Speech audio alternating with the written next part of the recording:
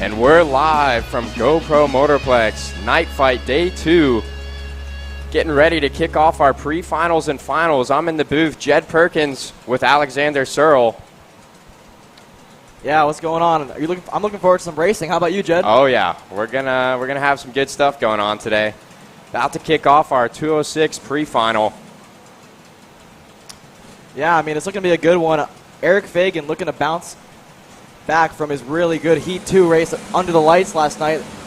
But obviously, Mick Gabriel showed a lot of good pace last night. Looking to drive through the field here, starting near the back. Let's see what he can do.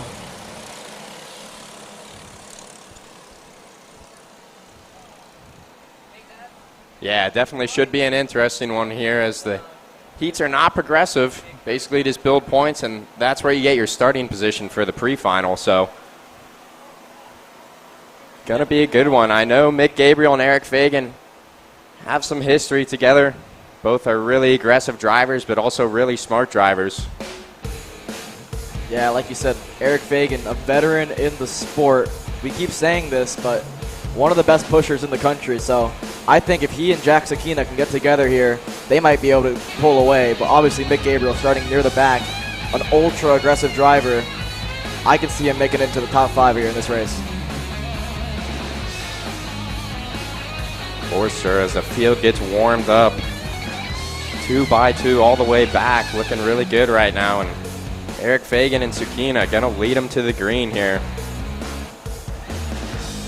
A couple more drivers to keep an eye out for. McKeithen, Sokol. Luke DaCosta was pretty quick yesterday. Ryan Kasner, really quick on that Maranello car. He just had a bad go in that second heat. Mechanical DNF as our field gets lined up here. Coming around the final turn, Fagan and Zucchina, row 1. McKeithen, Sokol, row 2. Perry and DaCosta, row 3. And Kasner and Darlson, row 4.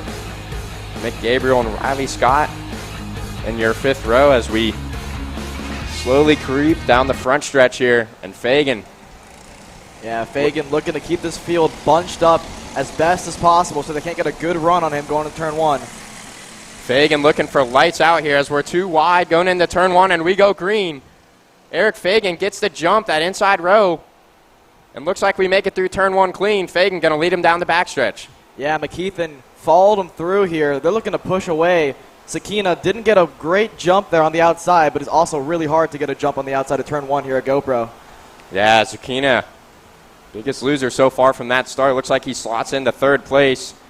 That middle section of that pack right there is really argy-bargy right now. Ryan Kasner with a nice start up to 4th. Yeah, looking a little further back, Mick Gabriel already up 4 positions.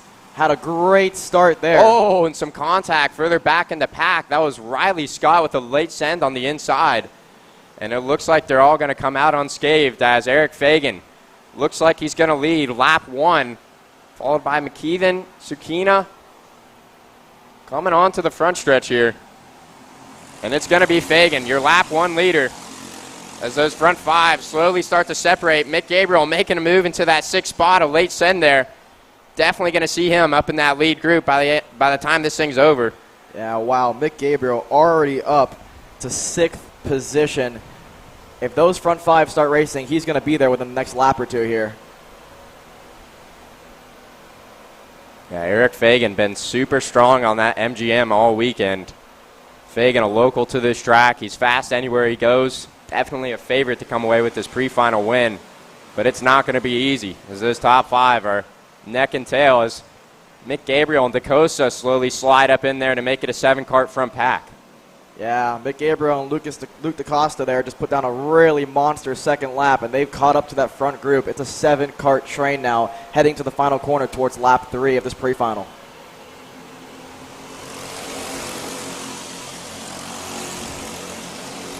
And just like that, Mick Gabriel, fastest lap of the race by 0.4 of a second. He is on a mission here.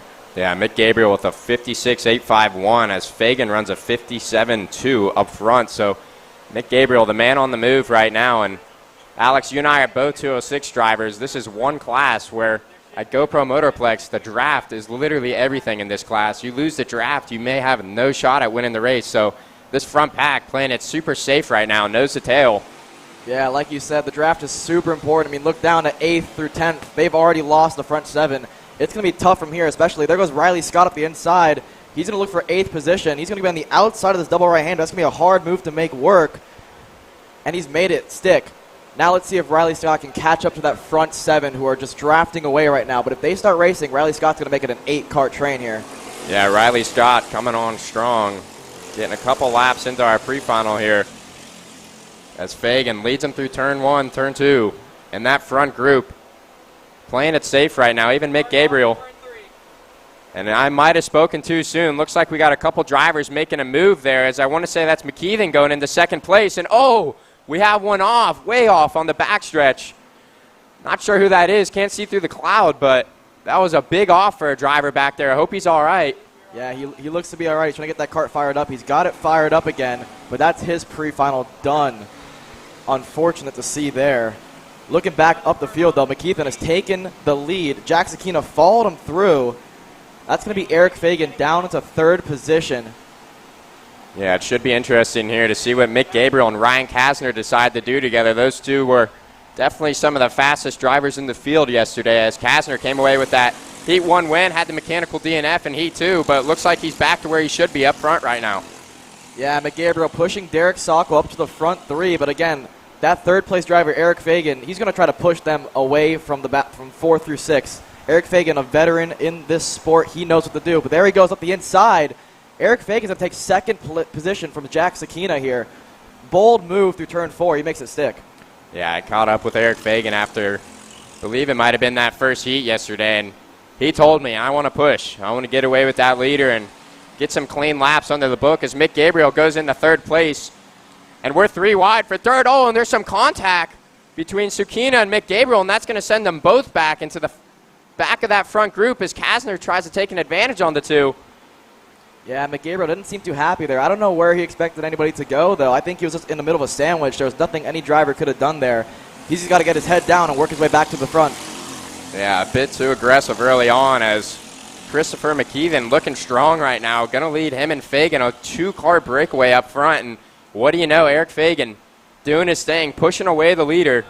You know that's how he likes to race, and he wants it to come down to that last lap. Yeah, this is played beautifully into McKeithen and Fagan's hands. I mean, they've got about a 1.5-second lead over Sokol, but Sokol's been caught up by Ryan Kasner and Mick Gabriel. Looking a little further back, I believe that's Sakina actually behind Kasner. Mick Gabriel's fallen back all the way to 7th position. 6th position, make that. Who knows if he has any damage to his car with that contact exiting 7, though.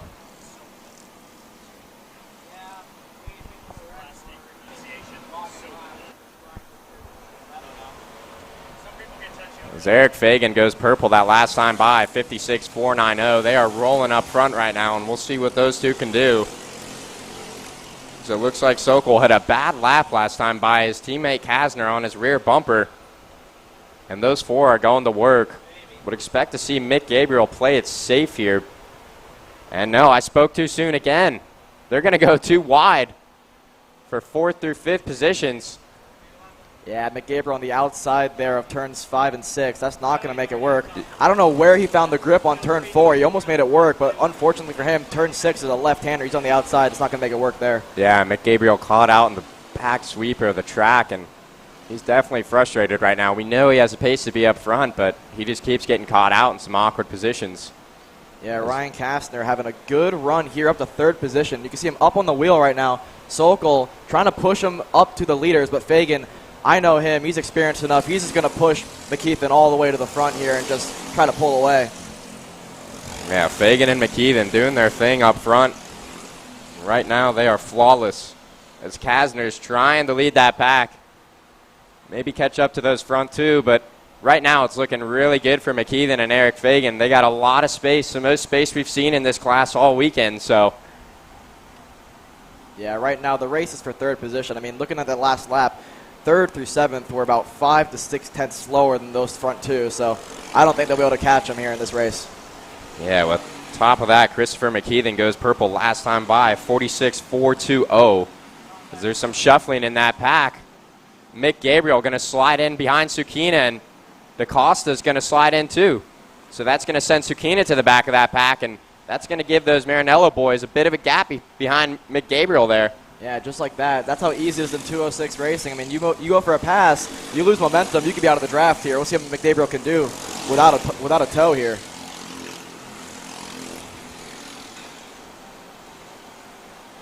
Yeah, that last lap, those two leaders extend their lead again by 0.3 of a second. They are rolling.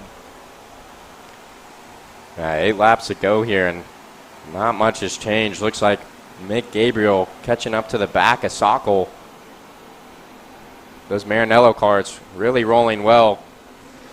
Talked to Kasner earlier on in the weekend. He said he's pretty much hasn't done much to the cart at all besides gear. Got those things rolling well out of the trailer. I know they're locals here, so they definitely have it dialed in as McKeithen, Fagan doing their thing up front. Man, Fagan gets a really good run out of that infield, and he is on McKeithen's bumper all the way down the straights. Yeah, I know Eric Fagan all too well. He's not going to make a move here until the final lap, if at all. Mick Gabriel has caught up to the Maranello carts, though. Pulled away from 5th and 6th. I think this is a race now just for that 3rd position. Yeah, Eric Fagan, a seasoned veteran in the 206 class, and wouldn't be surprised if he's even on a lower gear than everyone else. Hoping that this game plan he always seems to go to would work out, and he could end up pushing that leader as McKeithen gets a little hairy there. Drops a wheel, but it looks like they're all right. Fagan's there to back him up, and McKeithen's going to be a bit loose going through that hairpin. Yeah, you can see maybe the pressure for getting to McKeithen just a little bit here, but if he looks back and sees Fagan, I know he knows that Fagan won't make a move, so he should just get his head down, put some qualifying laps, and try to pull away. Yeah, last time by, Mick Gabriel goes purple with a 56.249, so Mick Gabriel absolutely flying right now, pushing away on those Maranello boys. Should be interesting to see if they can walk down those front two. I doubt it. We are 10 laps in. Mick Gabriel on the inside in turn 3. That's not a place to make a move, but he's made it work somehow. He's caught Sokol by surprise there, I think. And Mick Gabriel up into 4th position. What a move. Yeah, Mick must have gone out on some lower tire pressures because he surely has some confidence in that kart right now. Making moves like that as Sokol's going to get into the back of him, and Mick saying, "What are you doing?" Throws a hand up in the air. Definitely frustrated as Mick gives him the go-ahead. Come on, man, let's work ahead here. Not sure if that was intentional or unintentional, but that group going to get split up a little bit. Bit of a gap between Mick Gabriel and Ryan Kasner as our front two doing their thing. Christopher McKeithen and Eric Fagan way out front. Yeah, but that last time by, they were about 0.3 slower than the guys behind them. If Mick Gabriel can catch up to Ryan Kasner, they might have a chance to catch those leaders if they start racing. Yeah, Mick and Kasner definitely going to be the ones to watch in the finals. They definitely have the speed, but Eric Fagan has the smarts right now. He has not moved an inch off of McKeithen's bumper, and it's working. They're way out front with a 2.5-second lead. Make it almost a 3-second lead. So we'll have to see how Fagan plays this in the last laps. You don't want to throw too many moves in there and potentially have this second group catch up to you. So should be an interesting last lap here. Wouldn't be surprised if Fagan waited till the last couple turns on the final lap. Yeah, it looks like McKeithen actually, this is the first time I've seen daylight between those bumpers. He might be able to pull away from Fagan, but Fagan all the way back to his bumper. Like you said, probably has a lower gear than McKeithen, just so he can be a really, really solid pusher. Yeah, look at that. Inside. Fagan to the inside. He might just be thinking, you know, McKeithen's falling off a little bit. I'm pushing him a lot down the straights, and look at that. That lower gear working for Fagan as McKeithen really not even going to suck up much to Fagan going down the backstretch there. Yeah, I think Fagan just bided his time there. He knows he's been quicker than McKeithen this race. He's got that lower gear. He just blew right by him going to turn 1. Made it look easy. Looking a little further back, though, McGabriel and Ryan Kasner are working really well together. They've closed that gap a slight bit to Eric Fagan and McKeithen, but it's not going to be enough in this race. Yeah, following that 3-car train, we have Sukina and DaCosta kind of showing a late race charge here, knocking down some decent laps. So it'll be interesting to see if they can catch 3rd through 5th positions there, as Fagan's going to lead him and Christopher around for one more lap, and it's 2 to go. So here we go. It'll be interesting to see how aggressive McKeithen is here. Yeah, it looks like Sokol's losing the toe a little bit from Mick Gabriel and Ryan Kastner. That's going to leave Sakina and DaCosta. It's going to give him a really good chance to catch Sokol there. As Ryan Kastner, that last lap, goes quickest at a 56.191. Almost 0.8 quicker than your leader last time by. I think McKeithen here is just going to sit behind Eric Fagan. He knows he's been quicker in the infield than Eric Fagan, so if there's ever a chance to make a move, it's through this hairpin, but it's not going to happen this time by. Mick Gabriel and Ryan Kastner are really closing that gap. I don't know if it's going to be enough, but if Eric Fagan and McKeithen start racing just a little bit more in this final lap, it's going to be really close. Yeah, last time by, Mick Gabriel and Kastner closing that gap down to about 0.4. So we'll have to see here. White flag in the air. Fagan's got a little bit of a gap to McKeithen, but McKeithen with that draft has sucked right back up to Eric Fagan's bumper. This is going to get interesting going on turn 4. Yeah, Mick and Kastner last time by knock another 0.3 off that gap, so they're about 2 seconds flat behind. If we get some passing up front, we could very well see those two get intermixed. But right now, Eric Fagan way out front. McKeithen on his bumper. Yeah, but Mick Gabriel and Ryan Kastner showing how strong their carts could have been if they didn't have a bit of a mess there in the first few laps. As McKeithen goes down the inside in turn 7, that's really, really close. Going to push Fagan all the way off the racetrack there. It's a clean move, though, for McKeithen. Fagan going to go wide as McKeithen really pinched in that move there. Definitely binded both of those up coming out of the hairpin, and McKeithen's going to block. So, folks, I think we're going to see Kastner and Mick Gabriel get into the mix here as Fagan tries to set up the over-under. You know he's got that lower gear, and he's going to go side by side and clear McKeithen going into 1 easily. Gives McKeithen the thumbs up, and what do you know? Mick Gabriel snipping that draft of McKeithen. Quick Mick making moves. Yeah, well, that's going to be your pre-final win there for Eric Fagan. He's going to start on pole for the feature race later today.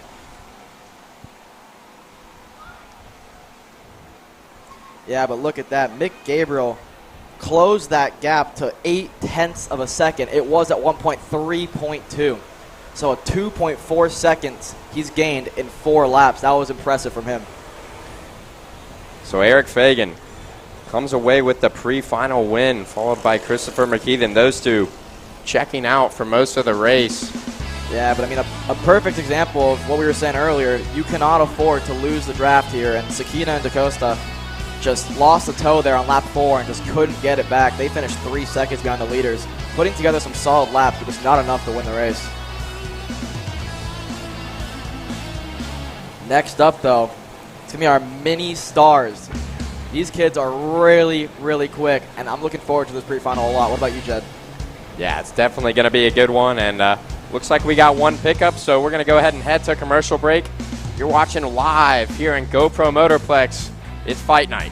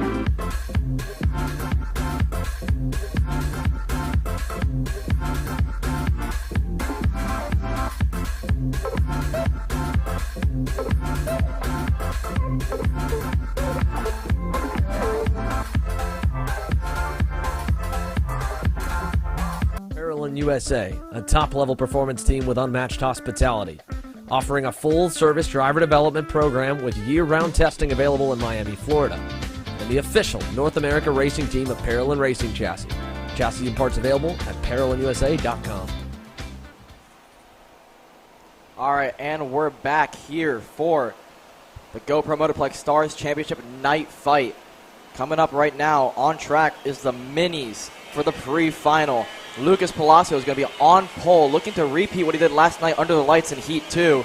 But behind him, he's got a bunch of really, really fast mini drivers such as Cade Yeager, Travis Pettit, and Isaac Malkowit, and much others that want to get that win from him.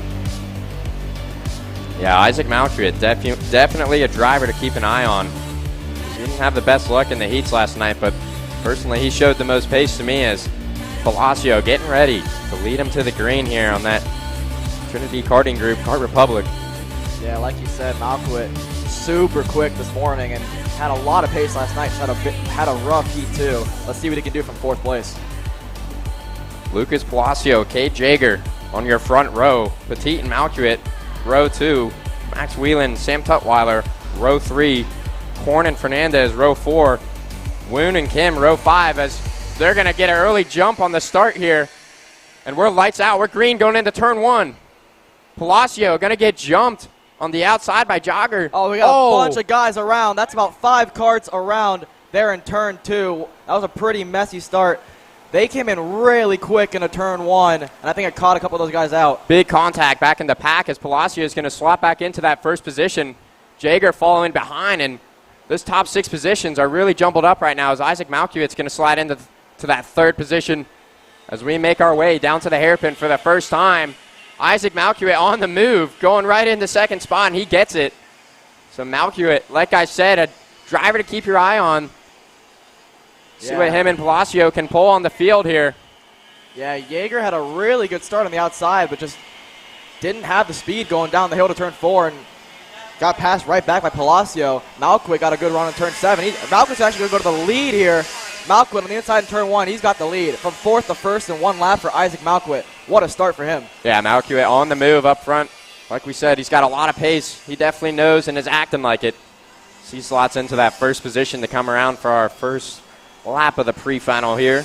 Yeah, it'll be interesting to see. I mean, obviously, minis, just like 206 racing, it's super important to have a drafting buddy here. So let's see if we can get a 3 or 4 car breakaway. But right now, there's about 6 or 7 guys in this train. Yeah, and Palacio giving Malkowit a bit of a shove going into that left-hander there.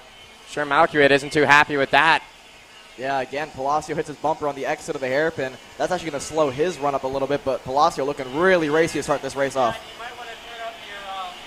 Palacio's going to close up to the bumper on Malkowit. Let's see if these two can kind of push away, but Yeager gets a really, really good run on the turn 12 there.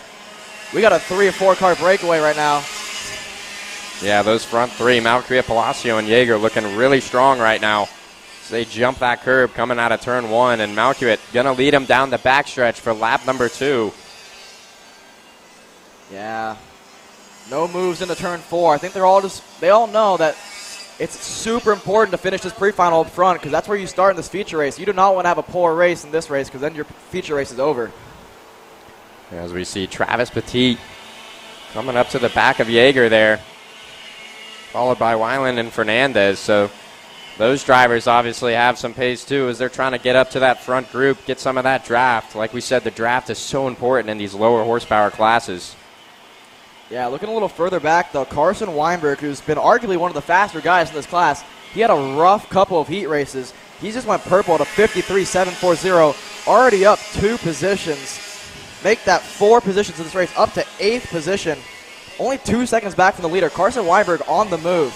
Yeah, Lucas Palacio throwing in a late move going into turn 1 there and making it stick as he leads the field down the backstretch. But like you said, Alex, Carson Weinberg, definitely a driver to keep an eye on that CRG. Yeah, he's leading that second train. It's a 7-cart train up front, but next in line is Carson Weinberg, who's leading that group of 4 carts up to the front. Palacio, your leader. Cade Yeager slots in behind him. Yeager's cart looks super stable into braking. He's really closing that gap on the brakes. Yeah, right now, Palacio looking strong through the infield as he pulls that gap from Yeager as he's going to lead us across the line one more time, and those front three trying to do their thing again as Jaeger's going to throw in a late move, and Malkiewicz going to follow him through turn one. Jaeger to the lead, and that's going to send Palacio back to that third position. Yeah, it seems to me like this is not a race you want to lead in the last lap. I think you're better off being second or third because the draft is super strong right now. It is a bit windy, so the draft's going to be even more in play, especially going down towards turn one. Yeah, definitely coming down that front stretch and coming out of turns 1 and 2, getting out of that kink. It's going to be really important to be in that draft as we got a strong headwind today. Yeah, looking down the order once again, though, Carson Weinberg goes purple again, up to 7th place, up 5 positions. He has closed that gap. He's about to make it an 8-cart train for this win. Yeah, with Weinberg's pace right now, if these guys keep racing the way they are up front, Weinberg's going to be my pick to win this thing with the pace he's showing right now. That CRG is rolling. As Jaeger going to lead us one more lap. And Isaac Malkiewicz going to make a late send. And Palacio is going to follow right behind them. So these guys battling it out, going for the win. Yeah, like I said, I don't think you want to lead this race on the last lap. There hasn't been a leader that's lasted for more than a lap here so far as Malkiewicz retakes the lead. Palacio second, Jaeger in third, but this is going to change the next lap for sure. Pettit did try to follow Jaeger through into turn one, but it just couldn't make it stick. It kind of made him drop back a little bit, but he's closed that gap once again. Yeah, looks like Palacio is really the only one that wants to work with anyone right now as he starts to push Isaac Malkiewicz through that infield section, and Palacio looks really strong on that Kart Republic as him and Malkiewicz pull a bit of a gap coming out of that infield, but Jaeger's still right there off the rear bumper of Palacio as Isaac Malkiewicz going to lead one more lap here. See if things start to settle down. This front four kind of broken away from Max Whelan and Benja Fernandez as they go too wide across the line, and what do you know, Carson Weinberg up onto the rear of 5th and 6th position, so Weinberg on the move. Gage Korn on the move as well. He's not too far off of Weinberg's bumper. Yeah, but looking further back up the field, Isaac Malkiewicz puts on a personal best lap on lap 6. So his cart is just coming in right now. So let's see if he can maybe pull away from these guys. I don't think so, though. Palacio's given a big push. He's pulled a bit of a gap on Jaeger. Let's see if Pettit can get in the mix, though, to help Jaeger get back up to that front. Yeah, Palacio and Malkiewicz looking really strong as pushing partners here as Palacio gets such a good run coming out of the infield. Yeah, it's incredible that Palacio can just get a run like that. As Weinberg's going to go to the inside. Weinberg up 2 positions in 1 lap. Weinberg's going to be in 5th place here. Wow. Wayland puts a huge block on Fernandez there. I want to say that was actually Fernandez who threw that block down on the inside. They were way down on the grass. Lordy, that was some wild action there as that's going to give Carson Weinberg some free space. Yeah, that's been brewing for a couple of laps here. Max Whalen and Benja Fernandez have been going back and forth for 3 laps straight. And I think Fernandez has got fed up with it a little bit and threw a massive block on Wayland. All good, though. Yeah, that's going to open an opportunity for Gage Korn as he's in there making moves. He's going to slot in behind Weinberg as he makes a nice move there going into the hairpin. And those drivers battling it out right there. Not sure if they've had a couple frustrated laps or they're just ultra aggressive, but there's some hardcore battling going on in the mid-pack. Yeah, Malkiewicz's going to lead one more lap here, and it looks like Palacio's really going to work on Malkiewicz's bumper. Yeah, all that racing has left Carson Weinberg all alone in 5th place. It's going to take a monster couple laps here for him to catch those leaders if they just keep working together. Cade Jaeger goes purple last time by. He's coming on with a late race charge of 53.283, so that's the fastest we've seen anyone go yet. First guy into 53.2s. Yeah, Travis Pettit has just lost the toe just a little bit on the front 3, but he's still there. If those front 3 race, he'll be right back in the mix. Yeah, I think Pettit has the speed. I think he might have just hit a bad lap. It looks like he hit a 53.4 the last time by. So that gap growing between 3rd and 4th as our leaders work our way around. And Malkiewicz and Palacio really strong out of that infield section. Jaeger right off the rear bumper as we go back to that battle mid-pack. Malkiewicz and Palacio pushing down that front stretch. Like we said, that headwind super strong today. Draft is going to really come into play like we're seeing right now, and these 3 are starting to really check out here, Alex. Yeah, Palacio and Malkiewicz put down their personal best laps there, so their carts are just getting better and better. Jaeger matching their lap times, though, and Pettit just 0.3 off there. Again, no toe for him and Weinberg, so it's going to be tough for him to catch that front 3. Let's see if Palacio just decides to stay behind Malkiewicz for the rest of this race, or if he gets a little racy here. Now Isaac Malcuit leading the way right now, and he had clear intentions from the start. I want to go lead this thing. So we look back towards that middle pack battle, and those three are going to go 3 wide coming out of that center hairpin. As one jumps a curb there, and man, we are 2 wide battling for, I guess, what they think is a race win. I'm not really sure what's going on, but they're going at it mid-pack. Got to give it to them. Yeah, I mean, it's fun to watch for sure, but all this racing is just letting Weinberg get away. I mean, look who it is, though. Benja Fernandez and Max Whalen back next to each other once again. Let's see if they can clean it up just a little bit. Yeah, looks like Isaac Malcuit's going to go purple last time by with a 53.087. So that front group laying down some heaters right now as Palacios all over that back bumper. Isaac Malcuit knew what he wanted to do from the start of this thing. Wanted to go out there and lead it. He's a driver I've seen do well in all sorts of different series across the U.S., so it's definitely showing some nice maturity right here as we go back to that middle group battle. Gage Korn trying to make moves. As Malcuit and Palacio back onto that front stretch. Yeah, it seems that Palacio and Malcuit just have a better kart in the infield than Jaeger, but Jaeger gets it all back on the straightaway. Definitely running a lower gear for sure, but those front three, their karts are on rails as Palacio goes purple with a 53.004. Like you said, some heaters thrown down right here. Yeah, Palacio goes purple last time by as Palacio and Malcuit starting to build a gap out of nowhere between positions 2nd and 3rd. Jaeger starting to lose that draft, and that'll be race over for Jaeger unless he can get back up to him as we go to that mid-pack battle. I believe that's Benja Fernandez and Max Weiland. As we're blocking going into the hairpin. Man, I love this. These guys are going at it. Yeah, Whalen threw a late block on Fernandez there, and I think it just caught Whalen out just a little bit. Whalen actually benefited from that. Fernandez had to race, I think it was Henry Taylor exiting that corner. So now it's just going to be Max Whalen all alone in P6. Yeah, Henry Taylor, the biggest loser of that pack as he slots into the rear end of that group. As we see Max Weiland starting to pull a bit of a gap on those other drivers, battling it out there. Yeah, Palacio and Malcuit just showing how strong pushing is on this racetrack as they're just throwing down lap times 4 tenths, 5 tenths faster than Jaeger each lap. Looks like Korn and Taylor just went 2 wide out of that back hairpin as we go back to our leaders here, Malcuit, Palacio. And they're still going at it. Yeah, Fernandez, I think that's Henry Taylor going to be on the outside of Fernandez. Fernandez chops him down to the double right-hander. Oh, Henry Taylor throws in a slider there. Doesn't get it to stick, and Gage Korn's going to be all over that rear bumper. Yeah, back up front, though, Palacio and Malcuit just working so well together. I think Weinberg here has caught up to Travis Pettit. He's going to make this a race for 4th now. As we see our leaders here, Isaac Malcuit, Lucas Palacio, last of the field here, really turned it up to another notch the back half of this pre-final. Yeah, Palacio showing a lot of maturity here, just staying behind Malcuit. Knows this is a pre-final. He just has to make it to the final. You don't get a trophy until the final.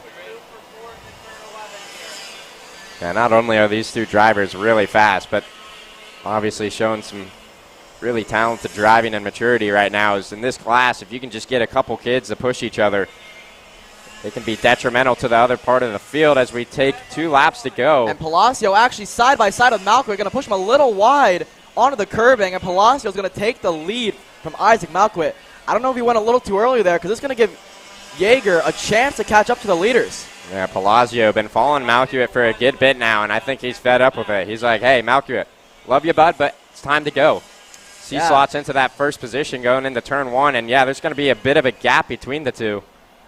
Yeah, it's time to go indeed as Palacio, his kart is shown through the infield Oh, section. my God, that middle pack is absolutely going at it right now as we got like a 6-7 kart battle.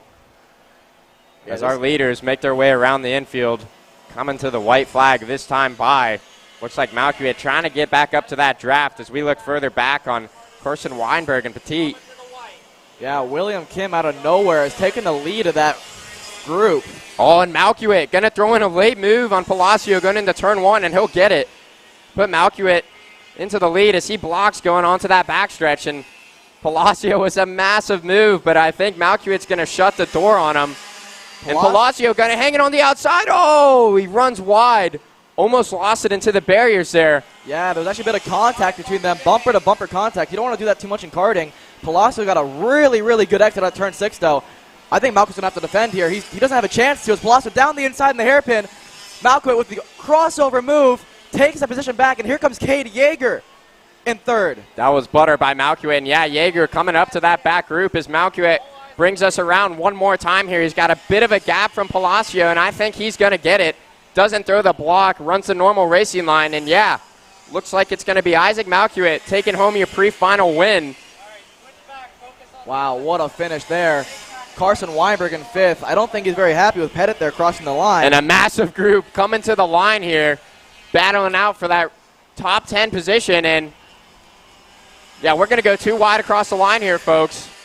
Gage Korn way down on the inside there, and that's going to be Weiland, Kim, Fernandez, Taylor, and Teltweiler rounding out your top 10, so wow. Yeah, Fernandez, you're winner of that battle for 7th place. It was a 6-car train there at the end.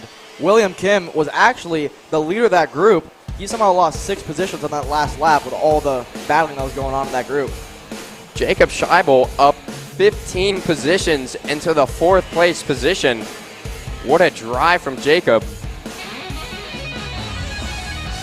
Charlie Myers up there too, as Isaac Malkiewicz going to bring home the pre-final win. That was some awesome driving. We saw those front 2 drivers put on, and it'll be interesting to see how the final plays out. I would expect to see Carson Weinberg up there too. He showed some really good pace, just kind of got left hanging dry there. Didn't really have a good drafting partner. Palacio and Malkiewicz were laying down those fast times, so. Yeah, it kind of surprised me there. Carson Weinberg caught up to Pettit with about 4 laps to go, but couldn't do a lot with it. Looks like his car just fell off there at the end. So the young star is putting on a show for us here at GoPro Motorplex, and I think we're going to shoot over for a quick commercial break before our next pre-final. You're watching Fight Night here at GoPro.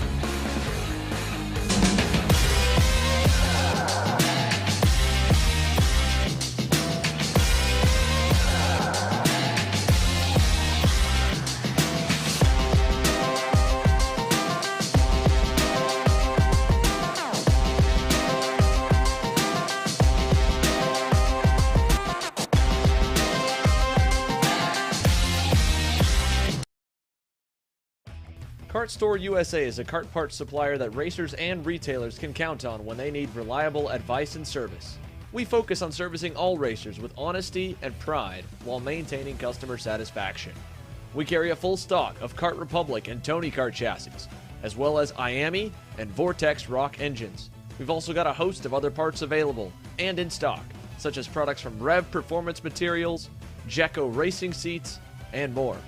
We have a 100% satisfaction guarantee. And on top of that, if your order exceeds $200, shipping is on us. Check out all we have to offer today by visiting us online at kartstore-usa.com.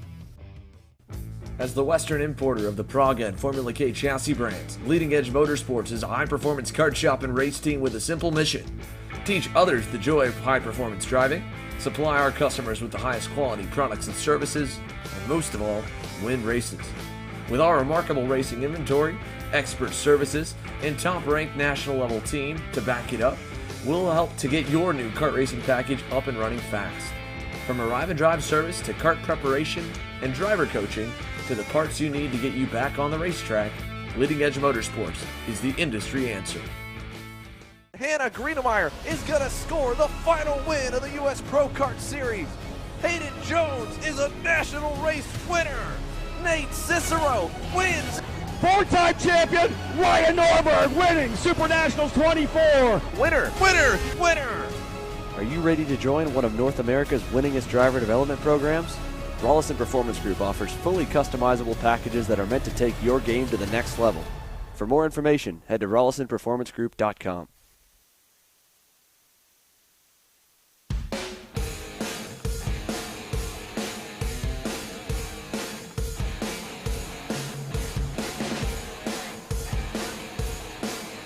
And we're back here at GoPro Motorplex for the Stars Championship Night Fight. We have K.A. Masters coming up here. Billy Workman Jr. is going to be on the pole position. Ryan Kastner in second. Brian Daniele in third and Derek Sokol in fourth. Those four have been battling it out all weekend long, exchanging leads and exchanging wins. Yeah, definitely going to be a good final here as these KA Masters have been going at it all week. Workman definitely seems to be the fastest guy in the field, but guys like Kastner have some really good racecraft. So it should be an interesting one here. We'll have to see how this plays out. Yeah, I'm looking forward to it. I mean, Workman, again, this is his first race weekend in a go-kart. He comes from dirt. Let's see how he does leading the field to the green. Workman going to lead him down the front stretch. Kastner on the outside, and they're looking for lights out. And we go green. Workman leading the field to turn one, and Workman's going to slide in front of Kastner. The whole field gets through clean as they work their way down that backstretch. Yeah, Kastner slotted in perfectly behind Workman. Let's see if they can just try to work together, but obviously Sokol is going to try to stick a nose in there as Kastner tried to go on the inside of Workman. Workman's not going to let that happen.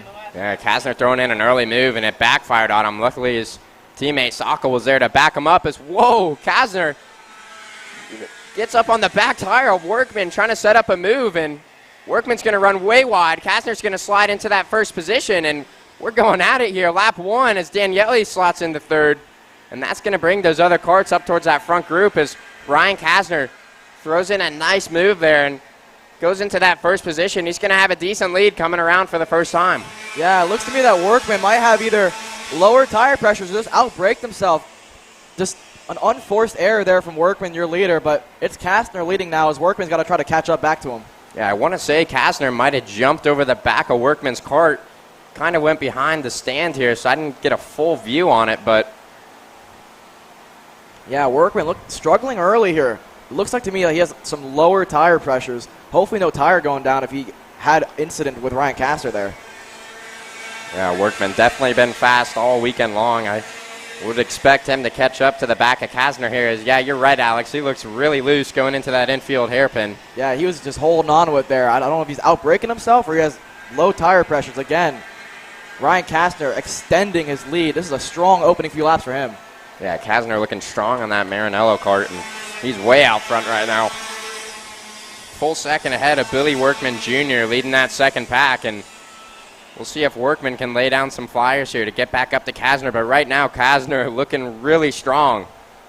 Yeah, if Daniele can get to the back of Workman here, they can work together and catch Kastner pretty quickly because, again, 2 is faster than 1 here. Yeah, Kastner on that Maranello kart. He's been strong in the 206 class and KA, both on the same chassis, so good run going on for him this weekend as we take a view at Billy Workman going into the hairpin there. And looks like Billy might have that kart finally under control. Yeah, don't count out Derek Sokol either. I mean, obviously it's Kastner's teammate. They probably have pretty similar setups going on. Sokol behind Daniele. Daniele's trying to catch up to Workman, but Workman, like you said, looks like he's got that kart kind of sorted now. He might be able to close that gap just a little bit to Kastner. Let's see this time die. Yeah, Derek and Brian going to work on the back of Workman's bumper right now as that group of 4 trying to walk down Kastner, but Kastner is in his own world right now as you see that gap going down the backstretch. Kastner up on the wheel trying to extend that lead, and it looks like Workman and Daniele are starting to click off some good times here, so I would expect to see Workman work his way back up to Kastner's rear bumper here as we come around. Yeah, Ryan Kastner last time by went purple by himself by nearly 0.2 of a second. But it seems to me that he might have his pressures a little high here because Workman and Daniele working really well together have closed that gap slightly. Yeah, Workman seems to run that lower tire pressure. We saw it in the heats. He comes on really good in the back half of the heat. So this is far from over. But right now, Ryan Kastner leading the way. As Brian Daniele puts in the fastest lap of the race, he seems to be comfortable with his go-kart. But like you said, Workman, notorious for lower tire pressures. Obviously, he comes from the dirt side of things, so he likes a freer go-kart. So that's probably just how he likes it.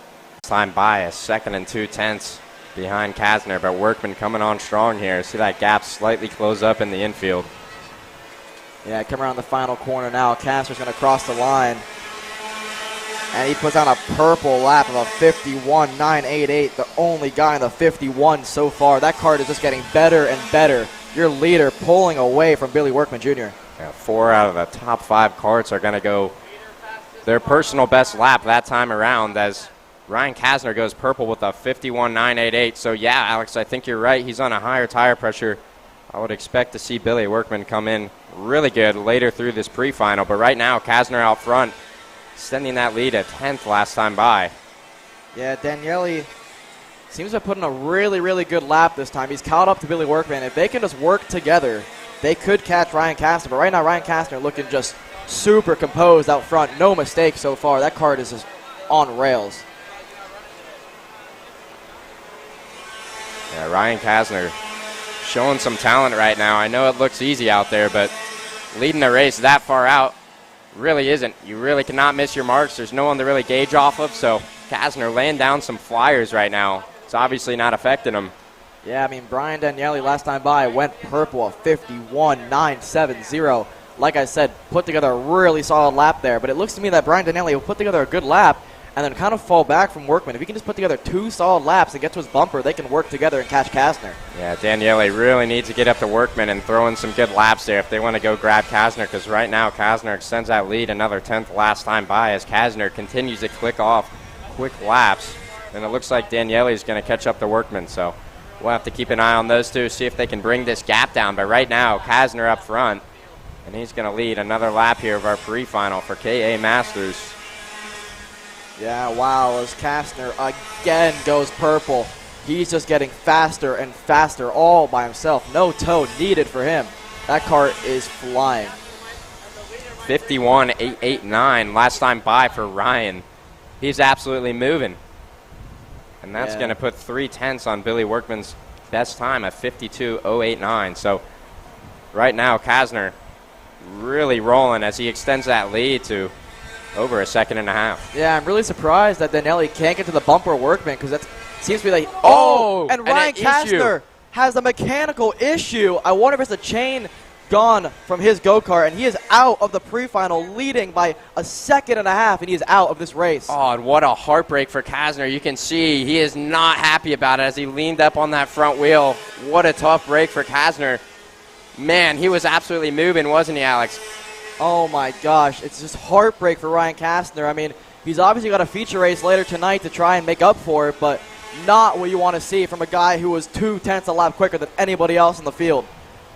Man, Kasner really strong in 206 all weekend, strong in KA Masters, doing his thing, but mechanical issues in KA and 206 this weekend. Yeah, it's just not been his weekend. No fault of his own. It's just luck. But looking back, Billy Workman is now your leader, and Daniele can sense an opportunity to lead this race. Let's see what happens. With Kasner's DNF, that's going to put Workman to the lead as Daniele follows behind. These two going to become your leaders now as Sokkel's not too far behind, but those front two definitely laying down some good laps in the draft now. Yeah, Sokkel's been consistently about 0.2 slower than your leaders, but all it takes is a couple of laps as they start racing, and Sokkel will be in the mix. And obviously Sokkel, his teammate is his teammate's out of the race, so he's obviously going to be a little worried about his go-kart himself as Daniele on the inside of Workman. Workman holds the outside really well, finds a lot of grip out there, and he retains the lead. Yeah, Billy Workman Jr. saw Kasner kind of extend that lead before his mechanical error, but Workman's going to be leading the pre-final here for your KA Masters. Yeah, Workman went a little wide there. I think he might be a little free. Could be overdriving the go-kart a little bit. His tires are probably overheated. Daniele needs to capitalize on these mistakes by Workman. Yeah, Workman definitely has a unique driving style. Definitely one of the fastest drivers out there, but every now and then he'll miss a turn. As Daniele to the inside in turn one. Daniele to the lead. Let's see if Workman's going to try to answer back, and he doesn't. Daniele, your new leader. Yeah, I honestly think Daniele's had the better pace this whole pre-final, but his original plan was, let's go run Kasner down. I want to stay in your draft. And that's no longer the plan as you see him work past Workman. Yeah, Daniele has a really, really strong go-kart through that turn 4 sweeping corner. Workman just got really free in that corner, went up the racetrack, and is going to lose some ground to Daniele. Daniele extending his lead, actually, over Workman. And not too far back is Derek Sokol. who's putting together some really solid laps here to close this pre-final out. Yeah, Brian Daniele leading the way up front as you see him pull Workman out of the infield section about a kart length. You see Workman clip that curb coming onto the front stretch, and that lead's going to turn into a 3 kart length lead. So Daniele being consistent, hitting his marks here, and it's paying off for him. Yeah, consistency is key in racing, and not many curbs in this racetrack that you want to hit, especially the final corner there. So he's going to lose ground to Daniele, make that even more ground. Daniele's kart just seems to be really hooked up to end this race, as it looks like Sokol might have a chance at Workman here to close this race out. That being said, though, Workman's put together a solid couple corners here. He's back in the toe of Daniele. If he can just put his head down, he might be able to get that lead right back. Yeah, we've seen this all weekend. Billy Workman, if he can hit his marks, he's the fastest guy out there. And right now he is, as he's caught back up to Brian Daniele in the last lap. Daniele pulls him out of that last hairpin just a little bit. Daniele gets a really good run out of there as they come back down the front stretch here. And it's going to be Brian Daniele leading your Workman last time by a 1/10.5 quicker than Daniele. If he can just keep that up for another lap or two, he should be able to get around him. As they head into turn 4 here, Workman all over Daniele, but again on the exit, Workman just slides up the racetrack a little too much. Daniele has a lot more grip in the rear of that go-kart. Yeah, these two going at it. It's a 1-2 battle for the win here. Wouldn't be surprised to see Sokol slide in at the end of this pre-final. Depends on how hard Workman wants to pass here. Yeah, Workman seems to be pinching these corners off just a little bit. It's going to ruin his exit once again. Exiting the double right-hander. Daniele using all of the racetrack just to extend his lead. Coming to the final corner here. A few laps to go. 3 to 4 to go at most. Yeah, I'm not sure if it's gearing or Daniele's just taking a different line that's working for him right now. But that last sector of the track, Daniele's really quick through. And that's going to be in the back of Workman's head coming to these last couple laps here, as he knows he's going to have to throw in a move in the first part of the lap. Yeah, Workman closes up into the entrance of the corners, but obviously exits all that matters here. And again, Daniele extending his lead just a little bit. Workman can be there or thereabouts, but just not enough to make a move on Daniele. Really impressive drive, though, from Derek Sokol. I mean, having no draft and matching the pace of the leaders, it's really impressive to see. And obviously, Ryan Kastner out of the race, going to be rooting his teammate on, see if he can get up to the leaders. And we're going to get to 2 to go this time around as Brian Daniele extends that lead by another kart length over Workman, as not much changes through the rest of the field. We're pretty spread out right now, but we'll have to see if Workman can hit his marks. We know he's fast if he does. Yeah, it looks to me that Workman's karts has fallen off a bit. I mean, Brian Daniele is still putting down 52 flats, which is only a 10th off of the fast lap of the race. I mean, to be able to do that on lap 14 is really impressive. It looks like Daniele might have messed up that last corner a little bit, and he did. And Workman is not too far behind. Make that lead into a kart length gap to second there as Workman comes up to the rear of Daniele. This is where Daniele's really strong coming out of that hairpin. And Daniele going to lead him to the white flag here. Yeah, Daniele's been flawless all race long. Really surprising to see him make a mistake here, but if he can just keep his head down, he should be able to keep this lead. But Workman's closed that gap up. I mean, Workman put down his personal best lap on the second to last lap of the race.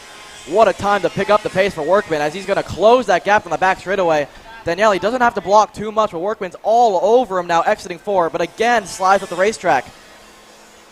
Yeah, Workman with a 51.943, but once again, he just missed that last sweeper, and that's going to drop him back just a little too far. I don't think he's going to have a clean, worthy shot at Daniele here, and I don't think he will. Daniele in the best part of the track for him, and he's going to lead Workman through the infield one last time here.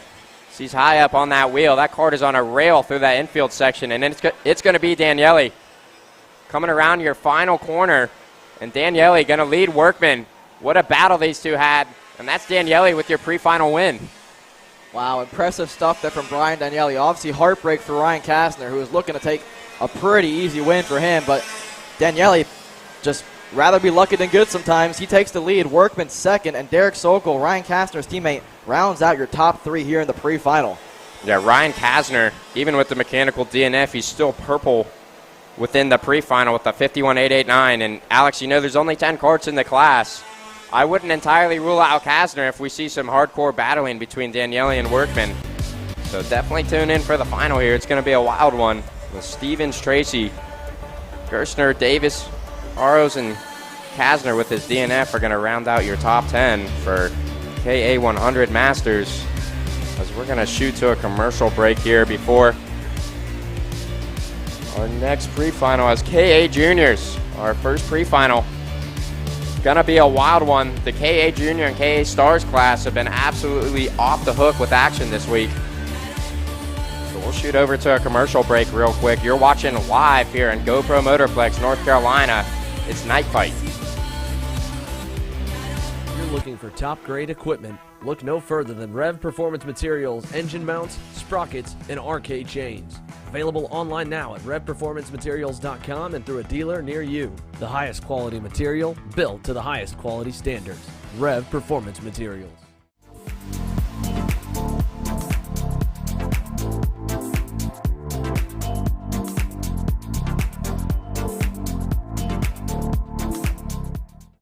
USA, a top-level performance team with unmatched hospitality, offering a full-service driver development program with year-round testing available in Miami, Florida, and the official North America racing team of Parolin Racing Chassis.